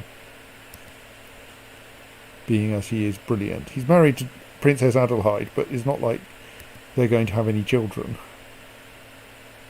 Let's appoint him as next Prince Archbishop of Munster. Whether he'll survive long enough to get there, I don't know, but...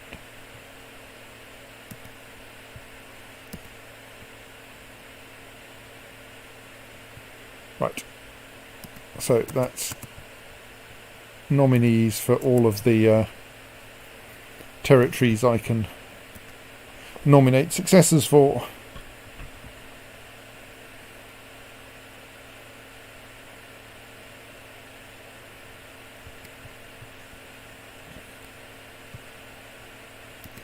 So we're mostly hoping that we can get Dietvin into being a useful person now, and kind of waiting for the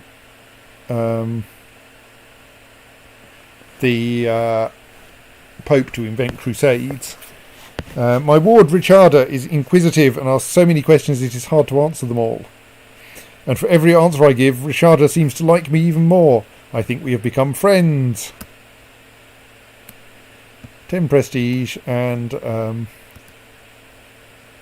am now friends not only with Count Stefan of Südböhmen,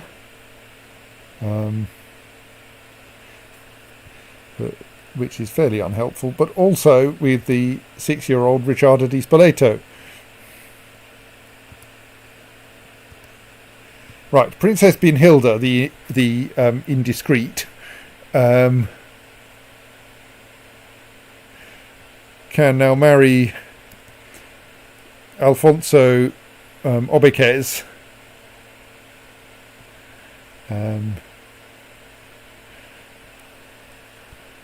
which will might cause her to settle down a bit, maybe.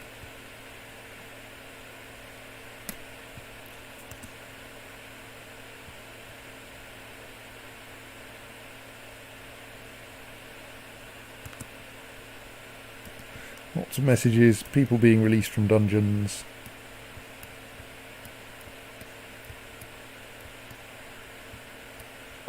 Oh yes, who's in our dungeon? Anyone? Yes. Why have we got so many people in our dungeon? Like, apparently no one wants to pay a ransom for them.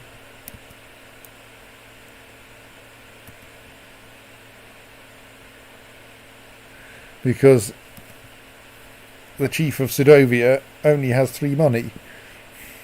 Partly because he's at war, well, his liege is at war.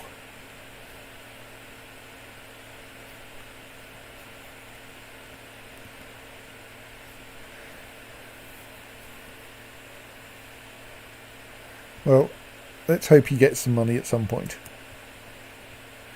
We'll be there to take it off him when he does. Right, thank you, Duke of Baco of Brittany. Alfonso Obequez has now joined our court. Feast! It's time to hold a feast.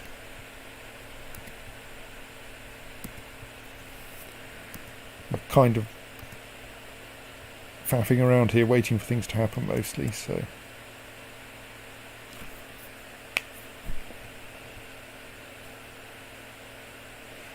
Everyone was talking about the musicians, and I finally had some time off from the preparations for my feast, so I could see with my own eyes and hear with my own ears what people were talking about. The musicians were good and were looking for a patron. Yes, I will offer you my patronage.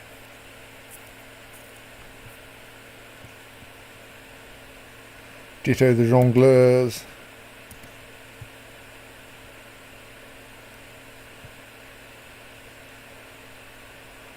And the food. And the invitations. What? No. Except most of my vassals are at war, aren't they?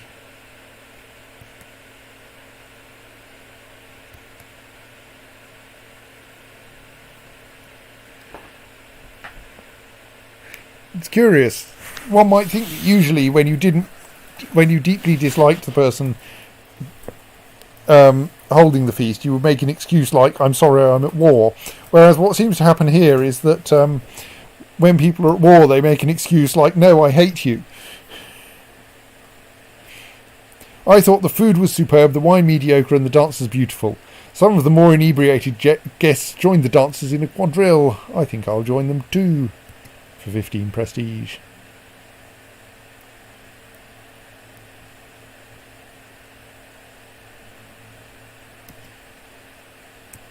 Someone is trying to fabricate a claim on the Prince Archbishopric of Munster. That's interesting. Someone is trying to kill Raina Strachimo. Yes, her. No idea what her significance is.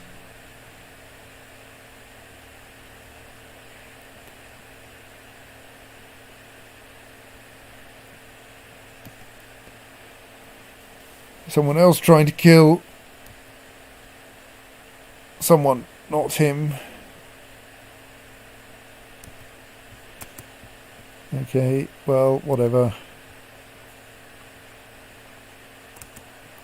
Unless I get to imprison the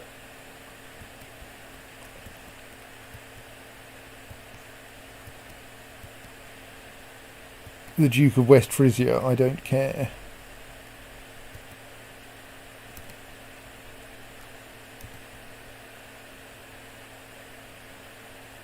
Am I watching you or something, or are you just someone in my court? I think you're in. Yes, you're in my court, right? So I discover that you have now have a daughter named Barbara. That's nice.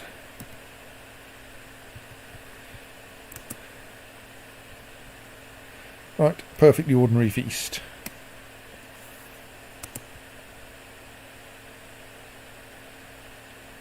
I almost got a chance to hold a feast a second time because we got that one done so quickly.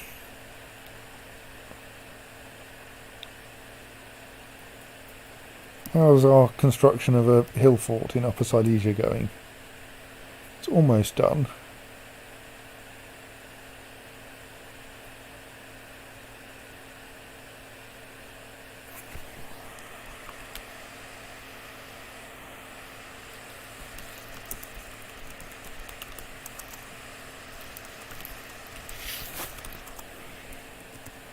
Right.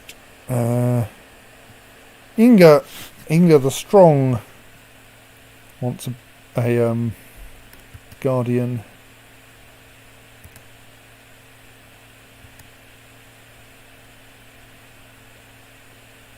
Let's try to find someone with good martial skill because that seems appropriate. How about my husband?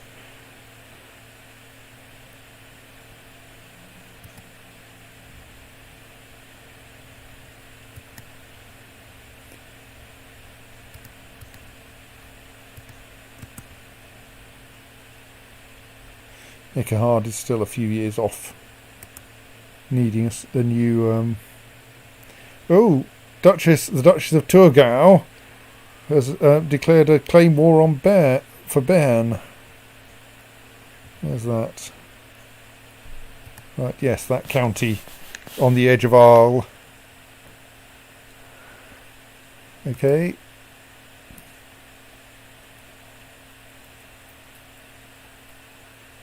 Not De Jure, Holy Roman Empire or Italia, so I'm not going to get involved, probably.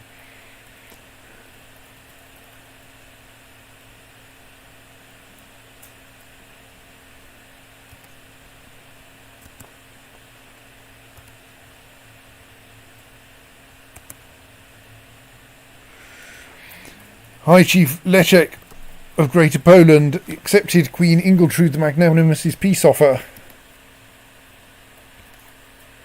Franconian War for Mecklenburg has ended. Queen Ingiltrude of Franconia won, and indeed that county is now directly owned by Queen Ingiltrude of the Magnanimous. Also notice all the flags of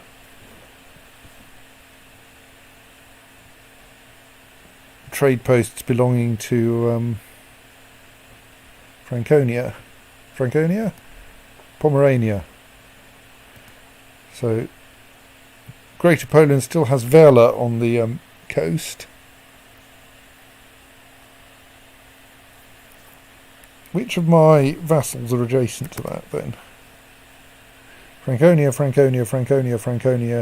and Brandenburg. So Brandenburg might try to take Werle, in theory. Kind of suspect they wouldn't, actually.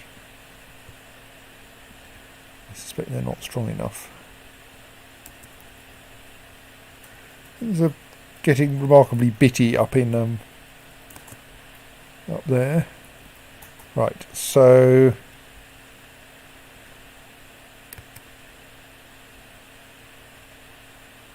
now all that's necessary in order to upgrade this to a castle is for it to become Catholic.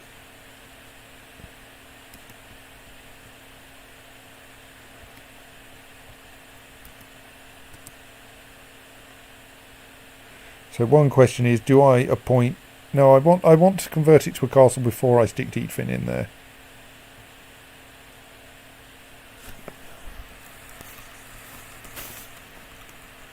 I've noticed Marshal Kaiser Nils' hard work, and everyone seems to like him. I am deciding between having my marshal heighten the morale of the troops or try to recruit more soldiers. Well, I mean, I'm not sure either of those is particularly helpful.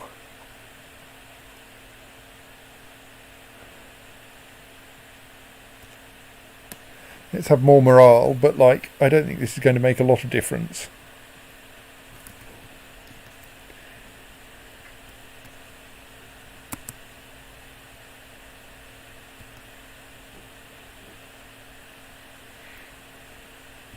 Duchess Emma of Lausitz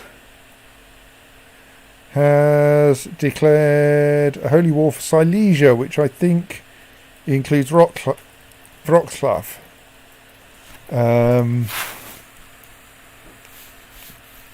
So, oops, sorry, I'm typing something on another laptop just because I can. Right, so yes, I presume that all that is left of Upper Silesia now, of Silesia, sorry, de jure duchies. Alright, no, those two are both Silesia, and you've declared it on Greater Poland in a fit of bravery. Okay.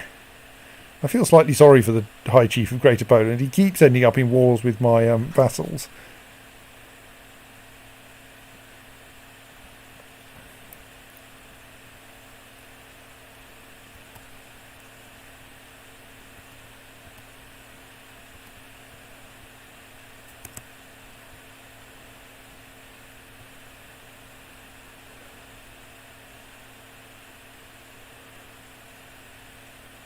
Okay, it is going to take him a little while to convert Upper Silesia. 12.49% per year. We have a new Duke of Angria. Oh, I had a plan for Angria.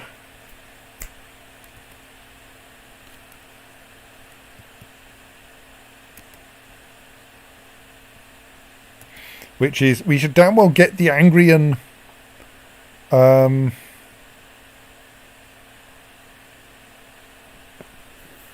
T. Spoletos to be German.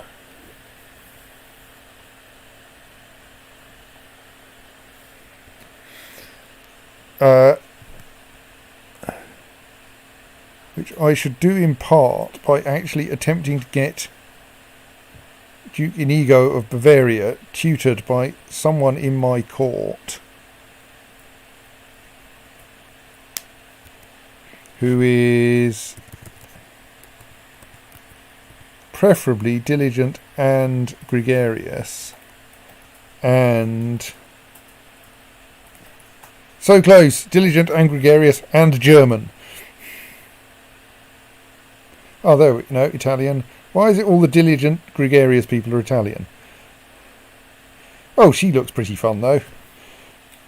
See if I can get him tutored. Why is Duke Inigo in my court anyway? Possibly because his mother's in my court? I'm not sure. Anyway, we should get him tutored by Euphemia, Countess of Krems, who is a grey eminence, which is nice in general, twin, kinslayer, deceitful, cynical, but also gregarious and diligent. And German, and presumably in a German court because she's landed, and therefore Inigo stands a good chance of becoming German.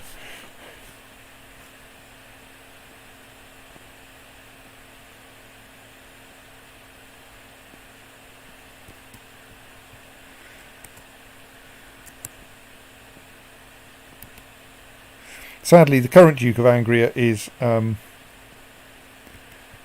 Italian because we didn't get to him in time. We may not have got to Inigo in time, we'll see. And why am I doing this? Because the Duke of Angria is definitely a valid candidate for the Holy Roman Empire. Poor High Chief Leszek. Duke Ulrich of Brandenburg has declared the Brandenburger Holy War for Greater Poland on High Chief Leszek of Greater Poland. So he is currently, our poor High Chief Leszek is currently at war with King Leopold of Frisia, who is one of my vassals, King Toka of Nordrayar, which is not one of my vassals, Duchess Emma of Lausitz, one of my vassals, Birger of Gudbrandsdalen, who is not one of my vassals, Tosta of Heidmark, who's also not one of my vassals, and Duke Ulrich of Brandenburg, who is. So, like, most of his wars aren't with vassals of the Holy Roman Empire, but he is currently in quite a lot of wars.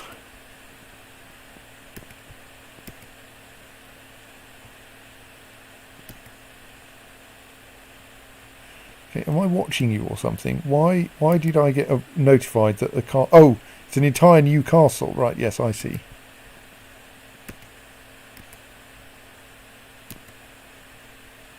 Has been constructed there.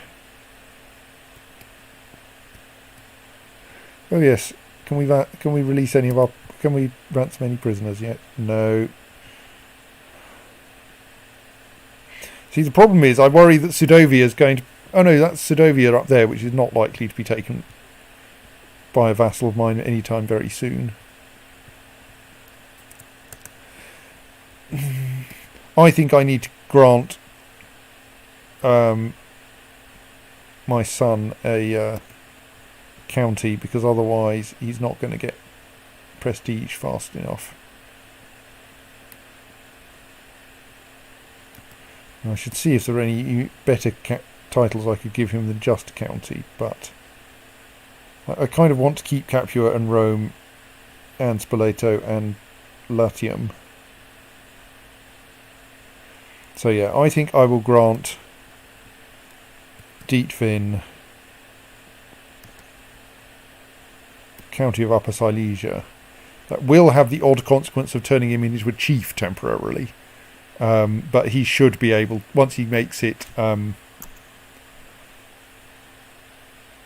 Catholic, which is I'll still leave him doing, he should be able to. He should then be able to make it thing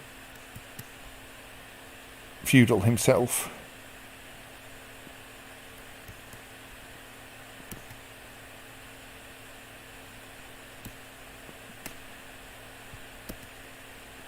So he's still my court chaplain. He's just now also chief of Upper Silesia.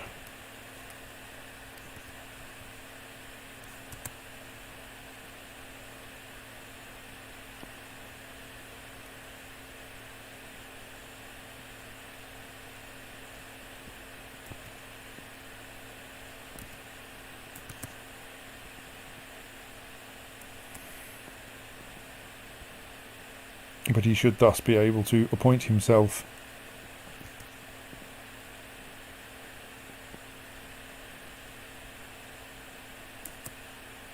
right. What's going on there then? His own court chaplain who can help with the conversion.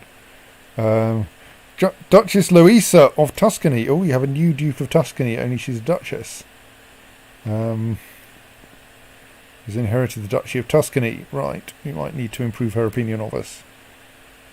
King Leopold of Frisia's peace offer has been accepted by High Chief Lechek, and some random courtier of mine is has come of age and is the wrong religion, so we'll fix that.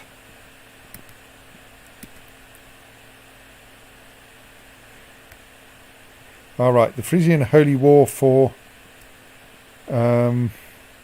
Scania has ended, which means, yes, there's gradual spreading of Frisia this way.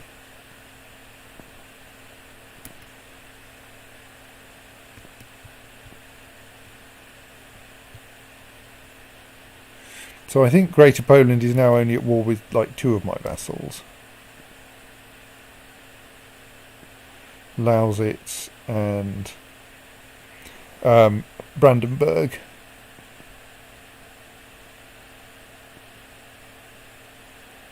Who are targeting the duchies of Silesia.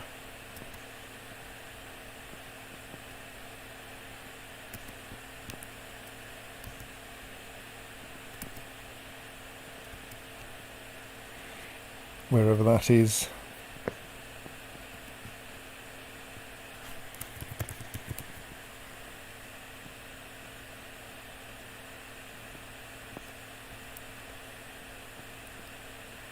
Okay, so all of the bits of that are in Greater Poland, i.e. that one county there.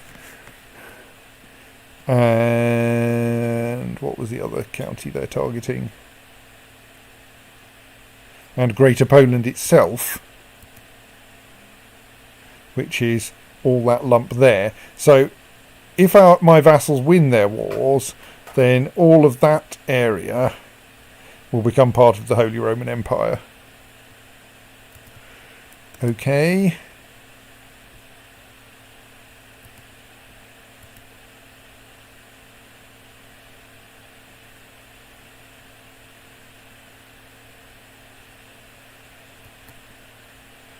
So yes, he's getting now monthly piety of almost 5, which is nice.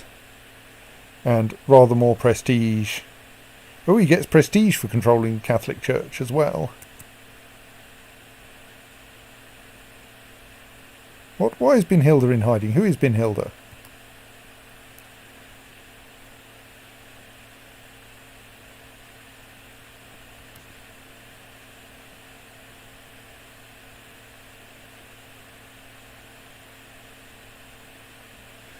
Was someone plotting to kill you? I don't know. Yeah, come out of hiding. She's going through a difficult pregnancy. Maybe that was why she was in hiding. Oh yes, that was probably it.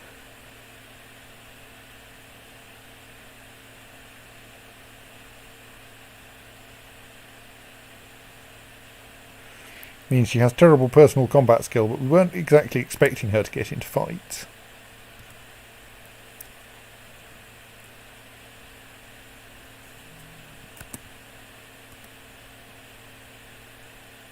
Have a new church in Liège, constructed by the Pope.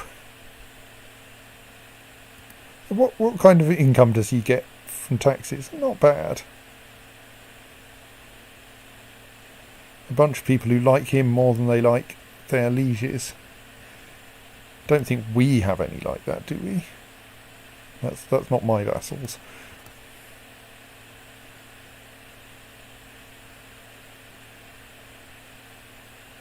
No, all of my church vassals pay tax to me.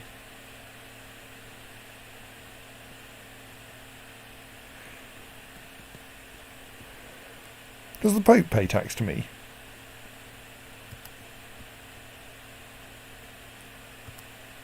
Yes, good.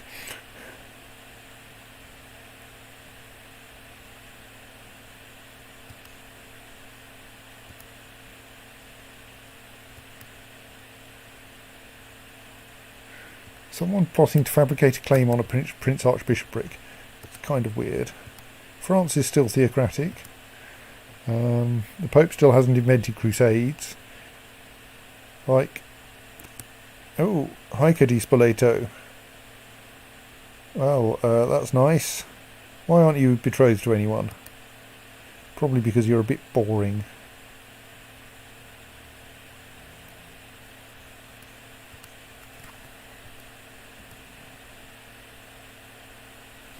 But, like, we have Dan Yet lying around. He's a bit old, but he is a genius.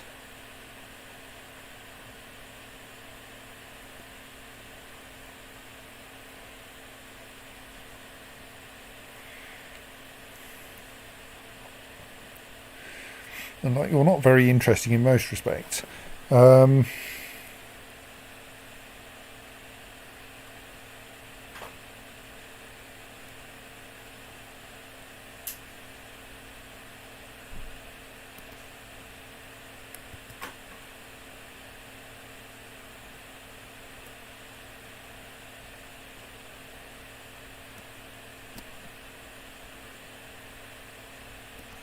I don't think Nice is close enough that we can nominate her for the HRE anyway.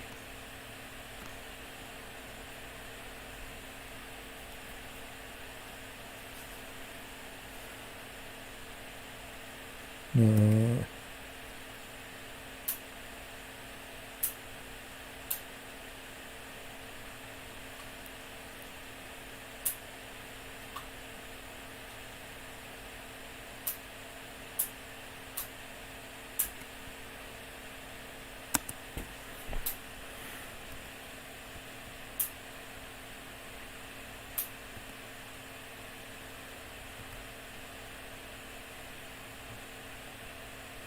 Do you actually have a court chaplain, Dietfin?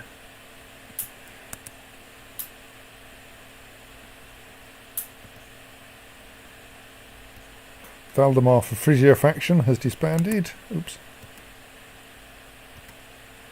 Leopold Conradina attempted to imprison Yvonne Conradina. Meanwhile, proposed that Magnus and Carlotta get married. That's Magnus di Spoleto, my random kinsman. Oops. And Carlotta von Schwarz, who is not a genius but is strong, which is quite a nice thing to try to get a few people in the dynasty to have. We will have to ask her to convert to Catholicism, though. We can't have heretics kicking around in our court.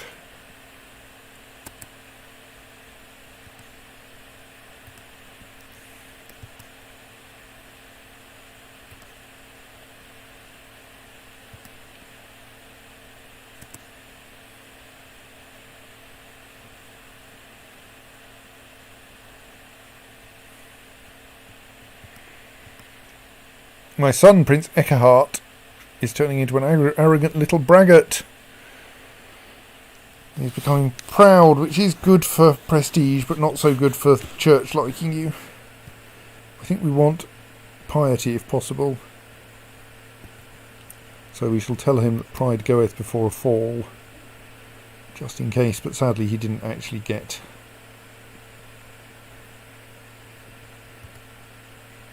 right. The other one, humility. King Jakob? What? King Jakob, my former lover, father of one of my children.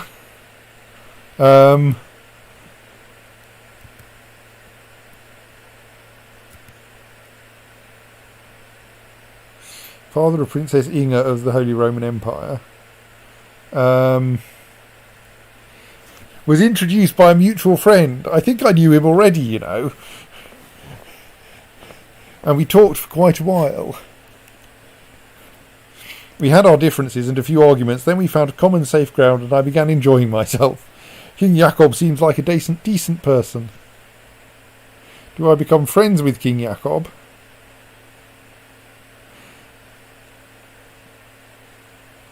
Which will cause Count Stefan to ignore him. Do I dislike him, which will cause him to become a rival?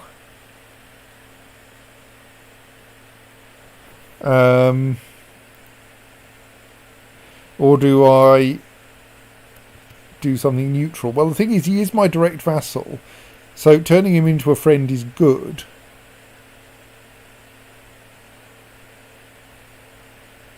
And he currently has a -10 former lover opinion penalty. So yes, let's make him my friend.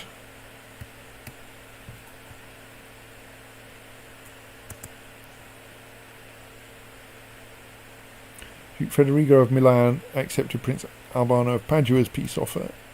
That's a dull internal thing. Padovan claim on Friuli war, that's internal as well. Well, that's the same internal thing. Right, so his opinion of me is now plus 100, because while there's a former lover penalty, there is a friend bonus.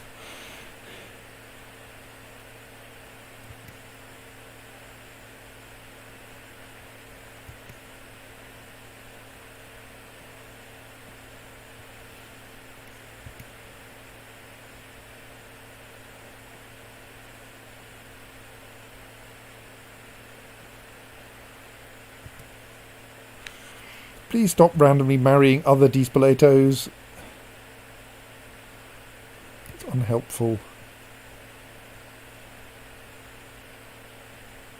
Let's have a quick look around unmarried Dispoletos to try to get them to marry useful people and not more Dispoletos. Now, reset. My dynasty, not married.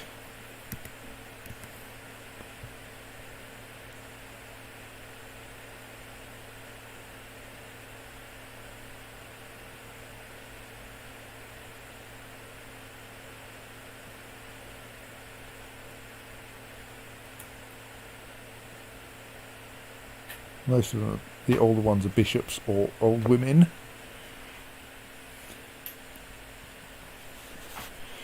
But I think, in particular, we should try to make sure that Ida in Salerno gets someone good. So can we find, how would we do that? One possibility is to find a young male genius, but there probably aren't many of those who would join my court.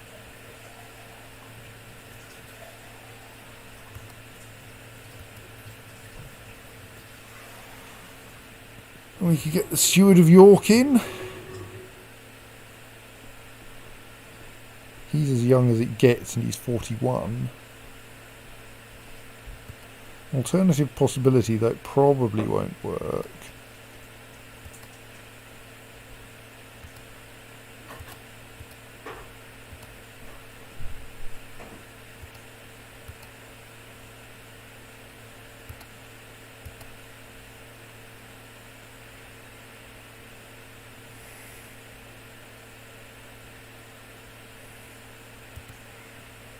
Is to see if any of the young child geniuses have parents we could invite. Or I suppose if we could any who are not in my realm we won't be able to recruit.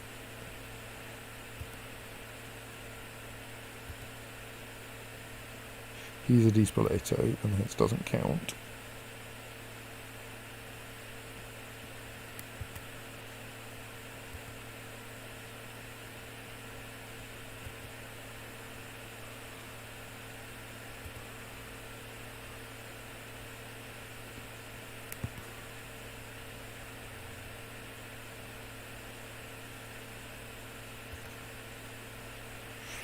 Oh right, we can get him into my court.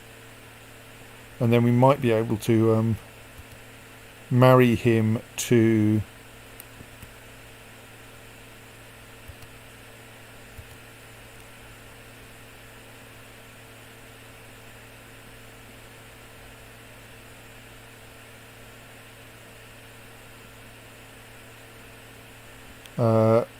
to that Di Spoleto I just found, whose name I've already forgotten.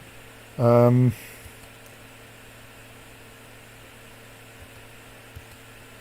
I'm already tutoring someone, so it'll have to be someone slightly different from that, but...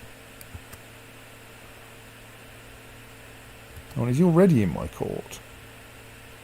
That's Gerlach Di Spoleto Stote. Amadeus, yes. Is his sister a genius too? No. Ah, wrong button. So Amadeus, I think we should tutor you here in Capua. We should probably try to turn you into someone slightly useful. Who'll be good as a husband for someone. Let's go for having you tutored by Philibert Di Spoleto.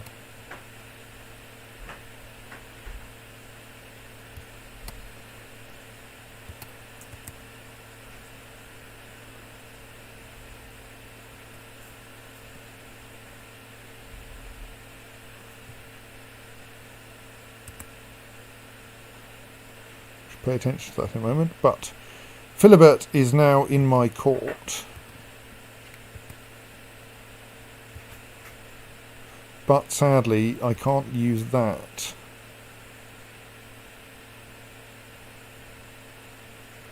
To immediately betroth him to... I don't think, to the Di Spoleto we found before. Who was that then? Reset.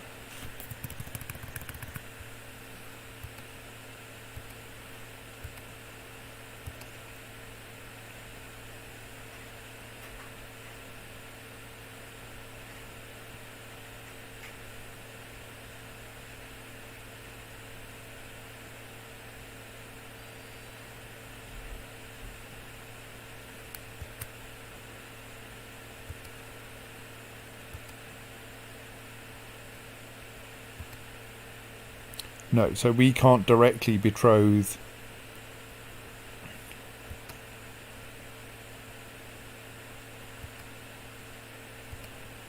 Philibert to... That was exciting. Ida, sadly.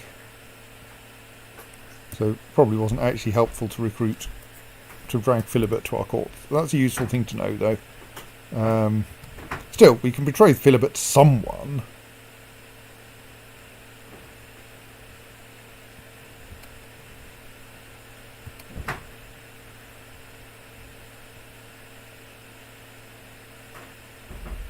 Did I mean Philibert? The only Philibert I've got is an adult. Am I terribly confused?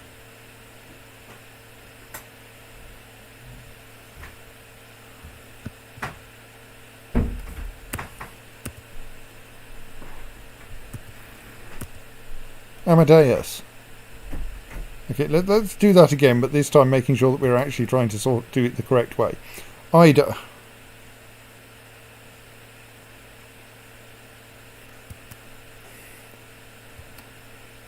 Arrange betrothal to sort by name. Amadeus, no, he's also not on the list, right. But we can, I mean, it's not very helpful in a sense because we could do this before we invited him to our court. But we can betroth him to anyone whom we have lying around.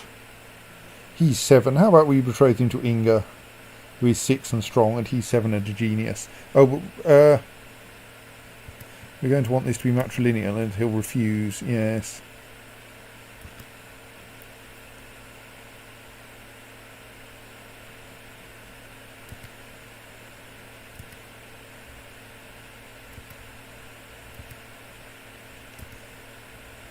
That's why we can't do anything useful with him. Oh well, he can hang around in our court anyway.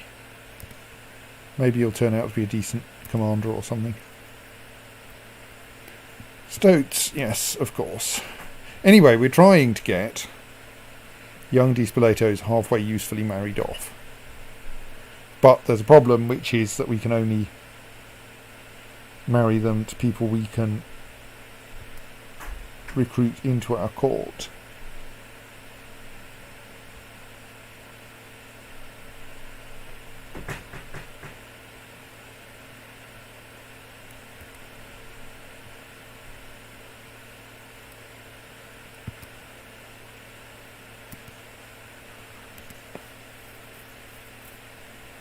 So Kunigunda is 26 and unmarried. I think she should be producing more young Di Spoletos. So let's find her a husband, because I don't really care about marrying her to someone old.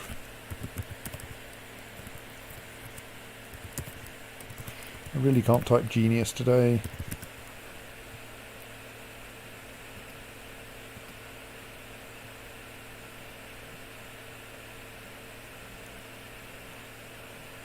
So if we invited Alfred, we could then marry him to offer him to Kunigunda, and she would probably accept.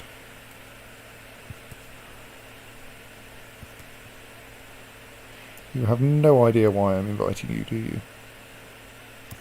But that's fine.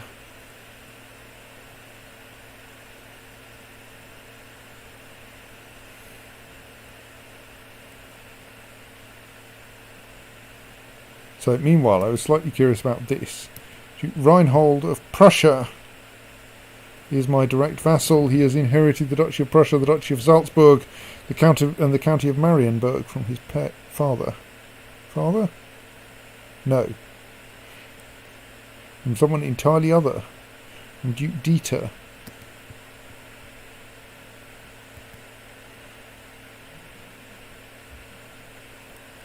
Right, that's nice. I don't think I need to do anything about that, except possibly think about improving his opinion of me. Duke Heinrich of Kärnten separately inherited Kärnten.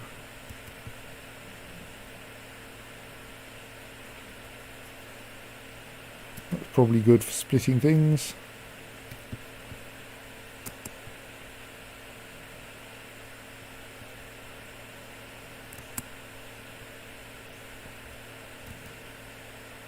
Oh, I forgot to check you were unmarried. Well, that's unfortunate. Hello. Sorry, thought you were unmarried. Well, maybe if your wife dies, we'll get you a new one. Let's try that again.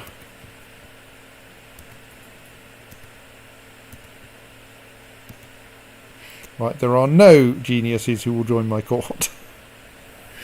Unmarried male geniuses who will join my court. Let's just try the... Can we bribe anyone?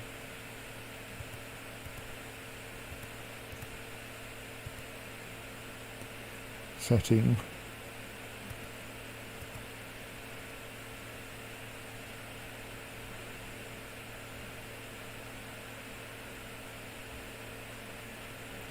Okay, well here's an check. Unmarried male genius who will join my court with a bribe. He's even about the right age.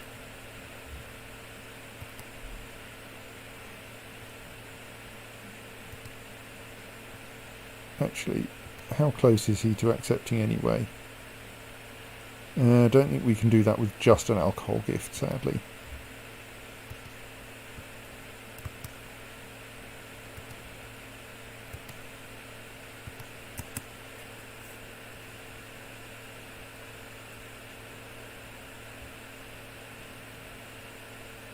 What is going on over in Africa? Zillions of independent counties, it looks like. To the nice scholar Edda, blessings upon you and your house. I accept your gracious invitation to join and will join your court forthwith. Right. Meanwhile, the peasants have revolted in Napoli. Well, I mean, the thing about Napoli is it's right next to my capital.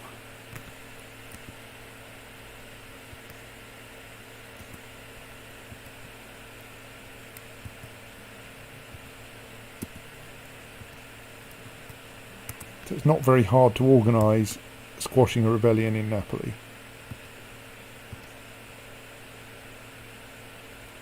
The Count of Cremona seeks to kill Ernoltrud von Brandenburg. That's nice. Did that guy come to my court? He did, didn't he? So then we want to go back to searching for unmarried Dispoletos and see if we can palm him off on one of them.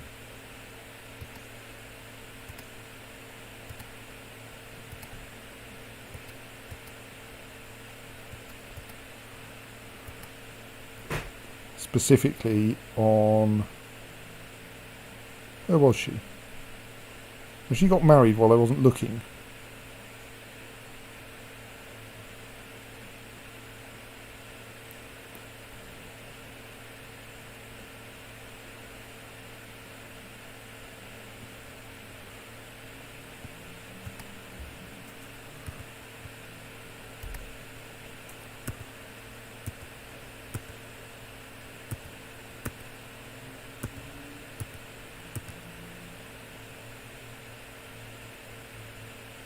I think Kunigunda just got married while I was trying to find her a new husband.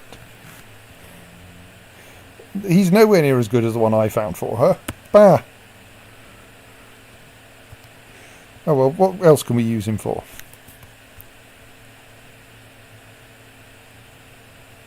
Can't really marry him to Thomas, Bishop of Posada. Valpurga's a bit old. I mean, we could actually betroth him to Elizabeth.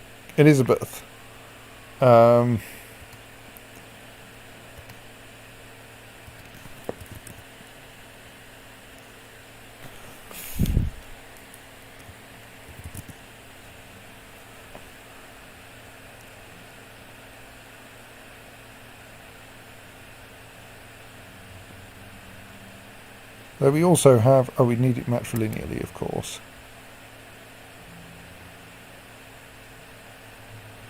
Yeah, go on.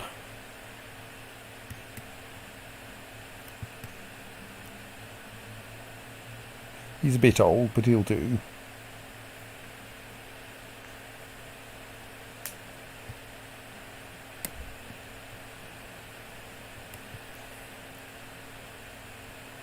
So then we have Antonella in Angria. Actually, maybe we should have betrothed Solomon to Antonella. But still, maybe we should see if we can...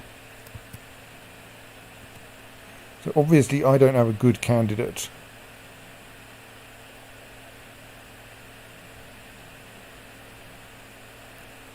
Just lying around for her. Why do I have all these people who are... That's not what I want. What I want is to... Why have I got courtiers with the wrong religion? Oh goodness. My Chancellor's died. How embarrassing.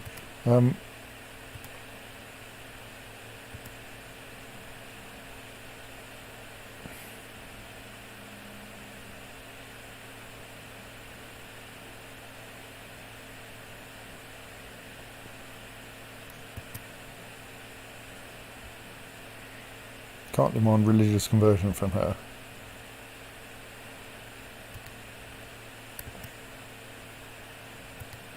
Can't ransom her either because her liege still only has 7 gold.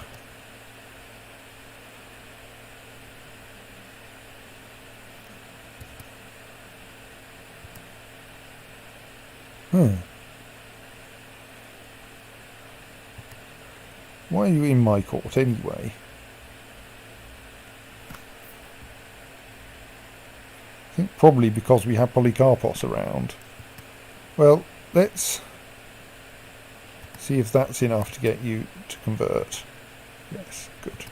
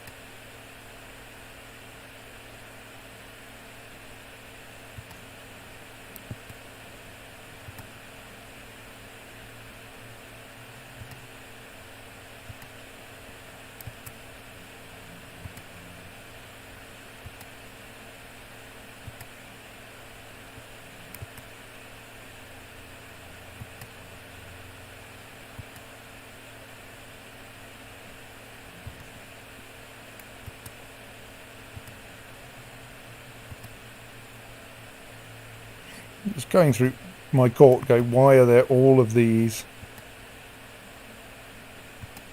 Orthodox people here? Let's fix them. Right, anyway, let's just let that play out. Oh, except we need...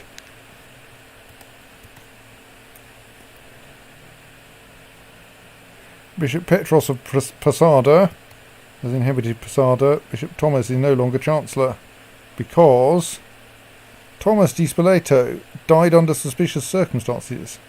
I didn't notice that there was a plot against his life. Well, the Count of Südböhmen has diplomacy 24, so I think he'll probably do pretty well.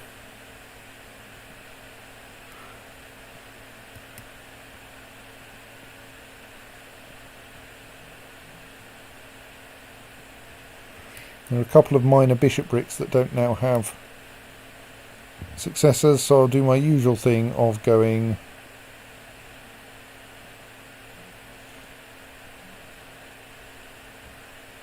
Gregor is the one who's is someone I've already nominated as a successor to a bunch of low-end bishoprics, so let's nominate him to these ones as well.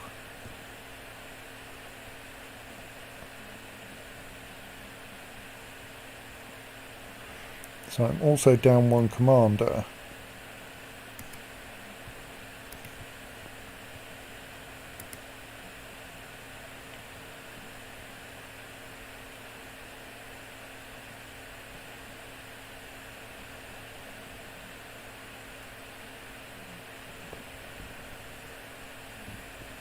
Wondering if I should make this a kind of honorary commandership just to get someone some more prestige. Like Dietvin,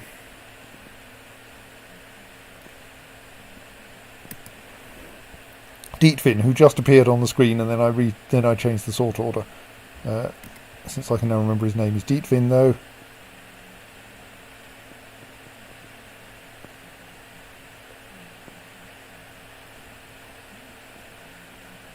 Wants to become King of Poland. Well, okay, good luck with that. That's quite ambitious.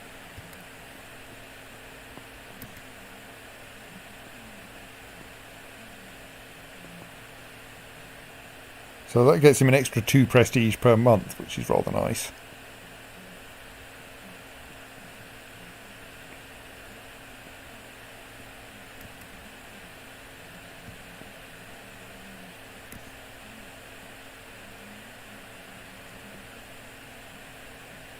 Right, and his rather less impressive court chaplain is also proselytising in Upper Silesia, which should help with converting it.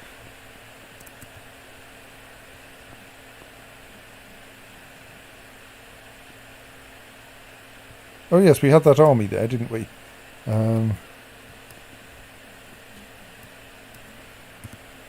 Here, deal with those rebels.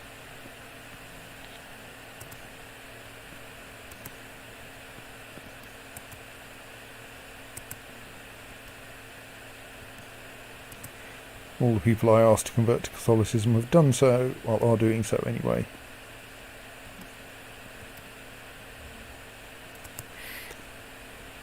Muzarafin has joined the defensive pact against me. I watched my friend and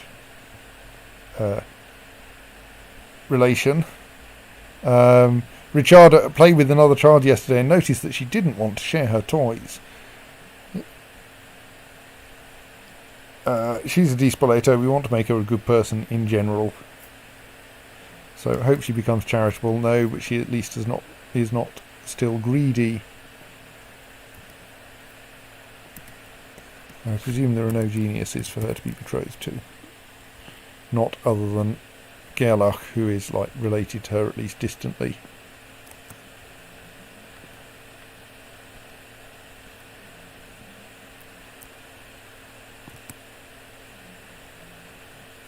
My liege, the people of Constantinople have progressed beyond our own technological level. I've managed to study their advancements, and the documents enclosed should help us reach their level. Extra tech points. More importantly, my tribal vassal, Prince Dietvin of the Holy Roman Empire, has adopted feudalism.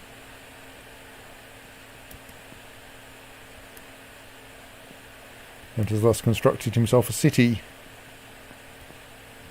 And Fred Billung, don't care about him, I don't think. Cavalcine succession in Italia faction has disbanded again. Bunch of things. A temple in Upper Silesia as well. Still can't ransom that lot. Consequence of this, and all of this is because Upper Silesia is now... Oh, it's still Slavic. You haven't converted to Slavic, have you? No. How did you make that become feudal? Well, I don't care. You've done it somehow.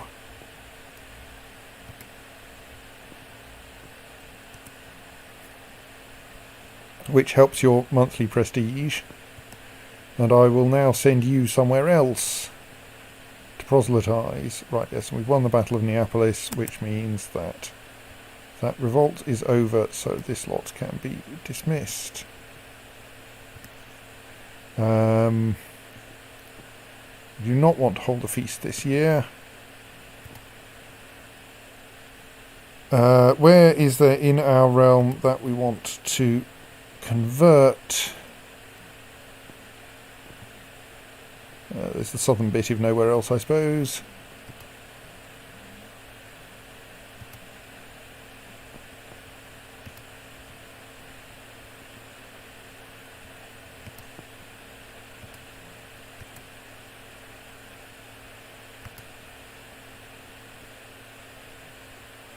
Actually, maybe we should send him over there and see if we can fix Sardinia slowly.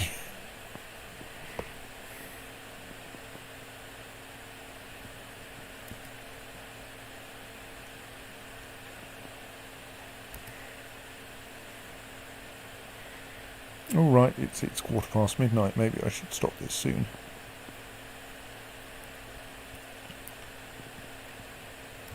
So, weird stripe of Orthodox religion across Christianity across there. Let's have a look at how the wars are going. Not my wars, obviously. The wars for Greater Poland. All looks pretty effective. Duchess Emma is at plus 12%. Duke Ulrich is at plus 4%. Neither of those is particularly good. Presmiel is at plus 4%.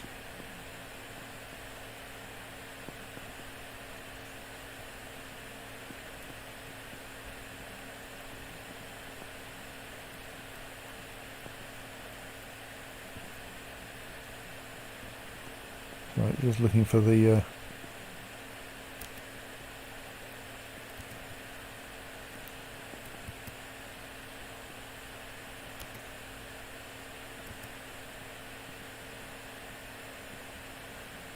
right, you cannot join vassals' holy wars. If they make a mess of it, it's their own business.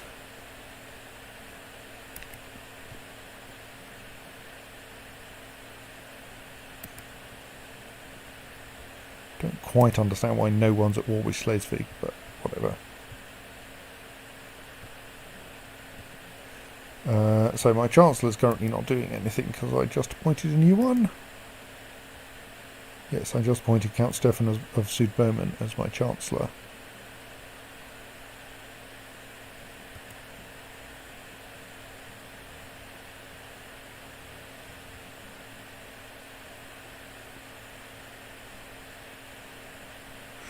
Being Chancellor is quite useful for your prestige as well.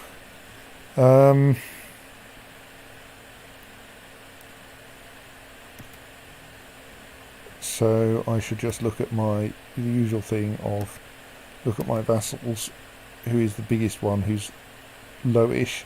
It's back to Tuscany because we have a new Duchess there.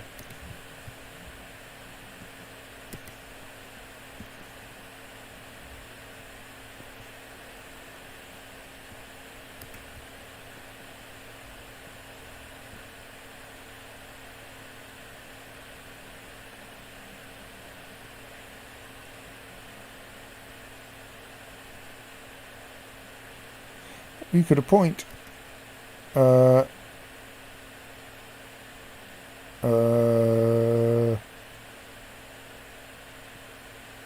what's his face, Dietvin, as our seneschal as well, which will get him yet more prestige.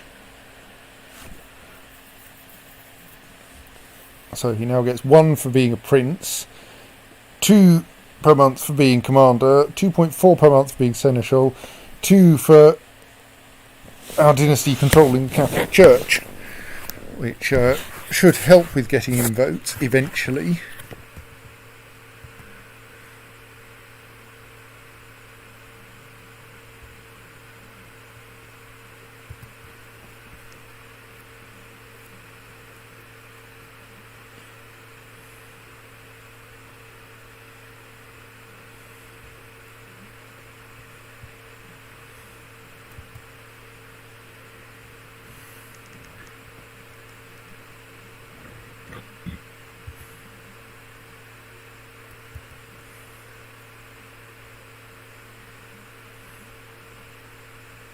But at the moment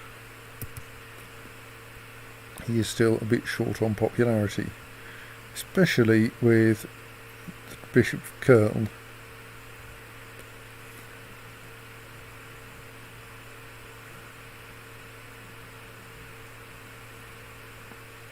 Yeah, he is a bit on the young side, which will not help.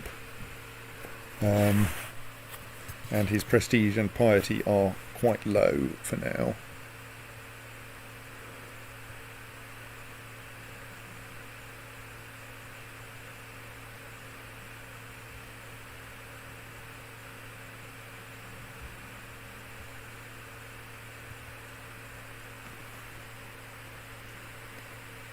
And yes, Duke Martin is still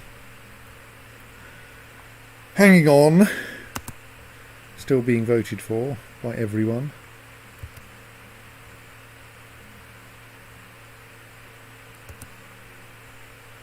Someone else joined a defensive pact.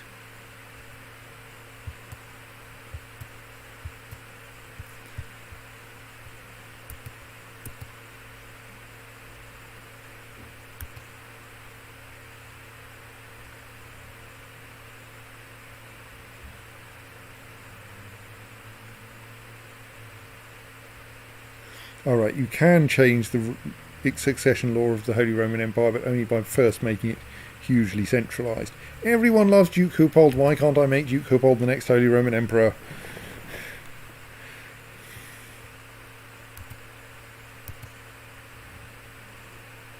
I am beginning to think, I mean the thing is he is older than Edda though.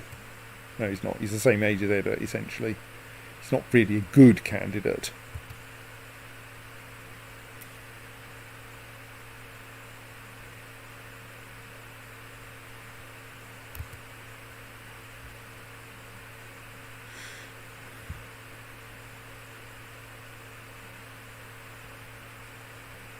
Yes, I should probably actually dismantle the text files in the game and work out what the precise HRE rules are. Sadly, they're not clearly specified in the wiki. I'll dismantle the Lua files. So, yes, what else? I want to know, to get my next granddaughter.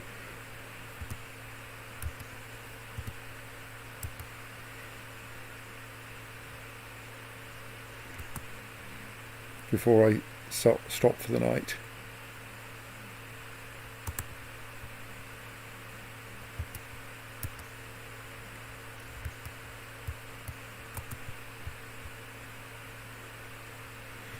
She is in the final months of pregnancy. Or grandson, I suppose, strictly.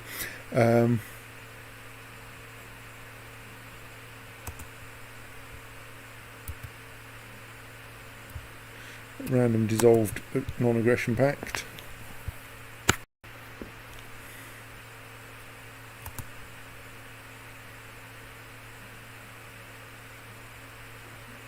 Oh right, so we have a new Duke of Saxony.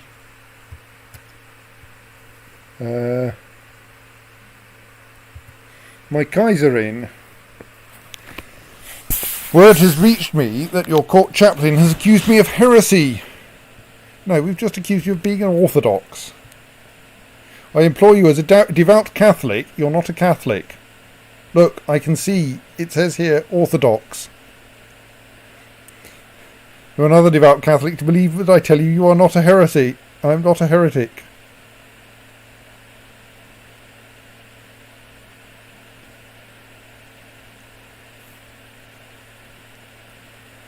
Well, no, I think... I mean, technically you're not a heretic. But... also, my court chaplain has higher learning than you. He knows what he's talking about.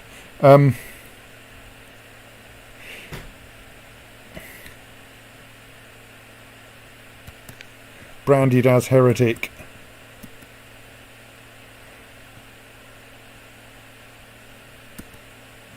Right, sadly she is not a genius. Uta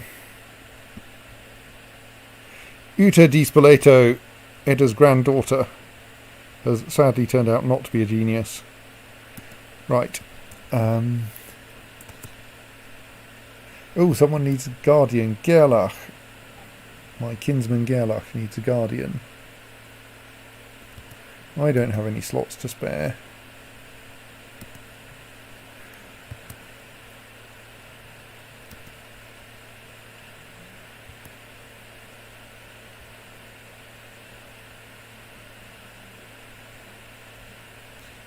Gerlach is presumably German with a name like that, yes.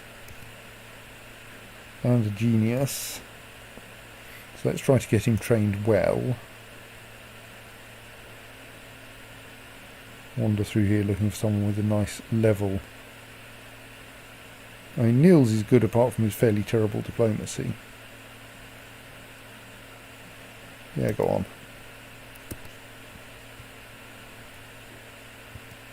Right, so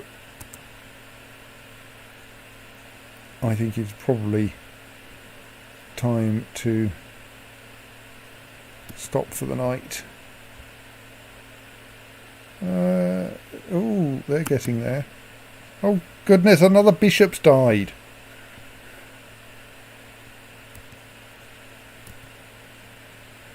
Bishop Idwallon of Ostia has died, and therefore my commander Gregor has inherited the bishopric.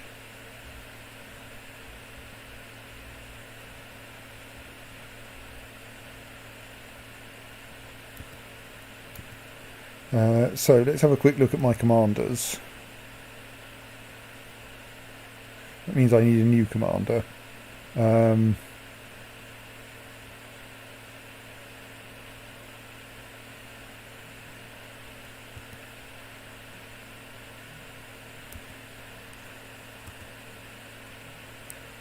don't think we really care about his children, do we? He's not married to any one of our dynasty. So Adam Garonen, I think, can be my next generic candidate for this sort of job. Oh, actually, no. Yes, and he also has to be appointed for those as well.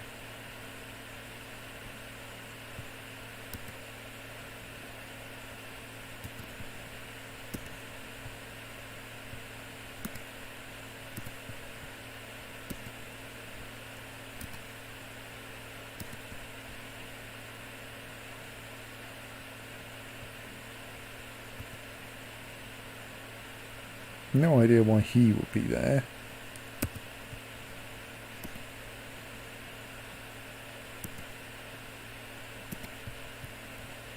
There we go.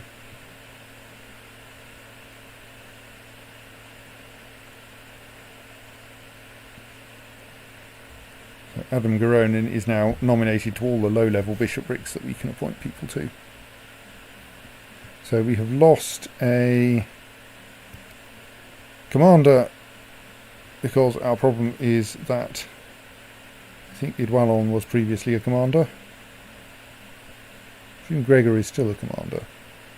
Oh no, they drop out when they inherit, don't they? And then we get to decide whether we want them back.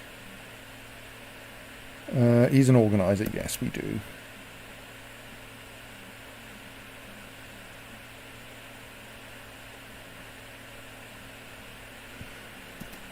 Right, I was going to wait until the end of the year so that I get an autosave that will then, or rather I get a long time before the next autosave.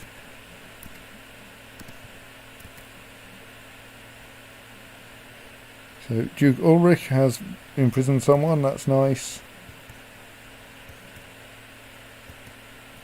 Let's just have a look at... No, I still can't ransom any of them.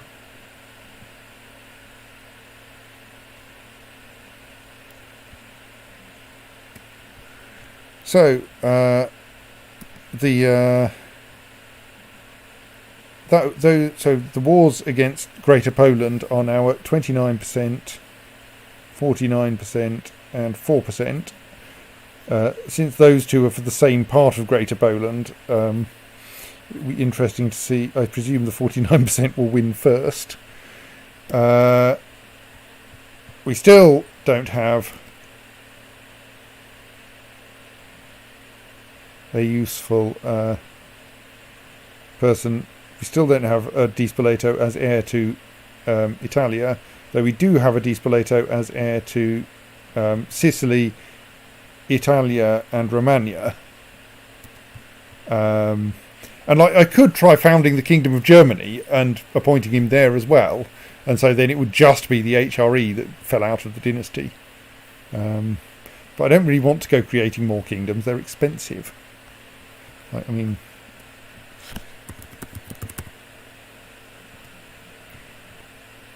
creating Germany will cost me 200 gold and 200 piety, which is rather expensive.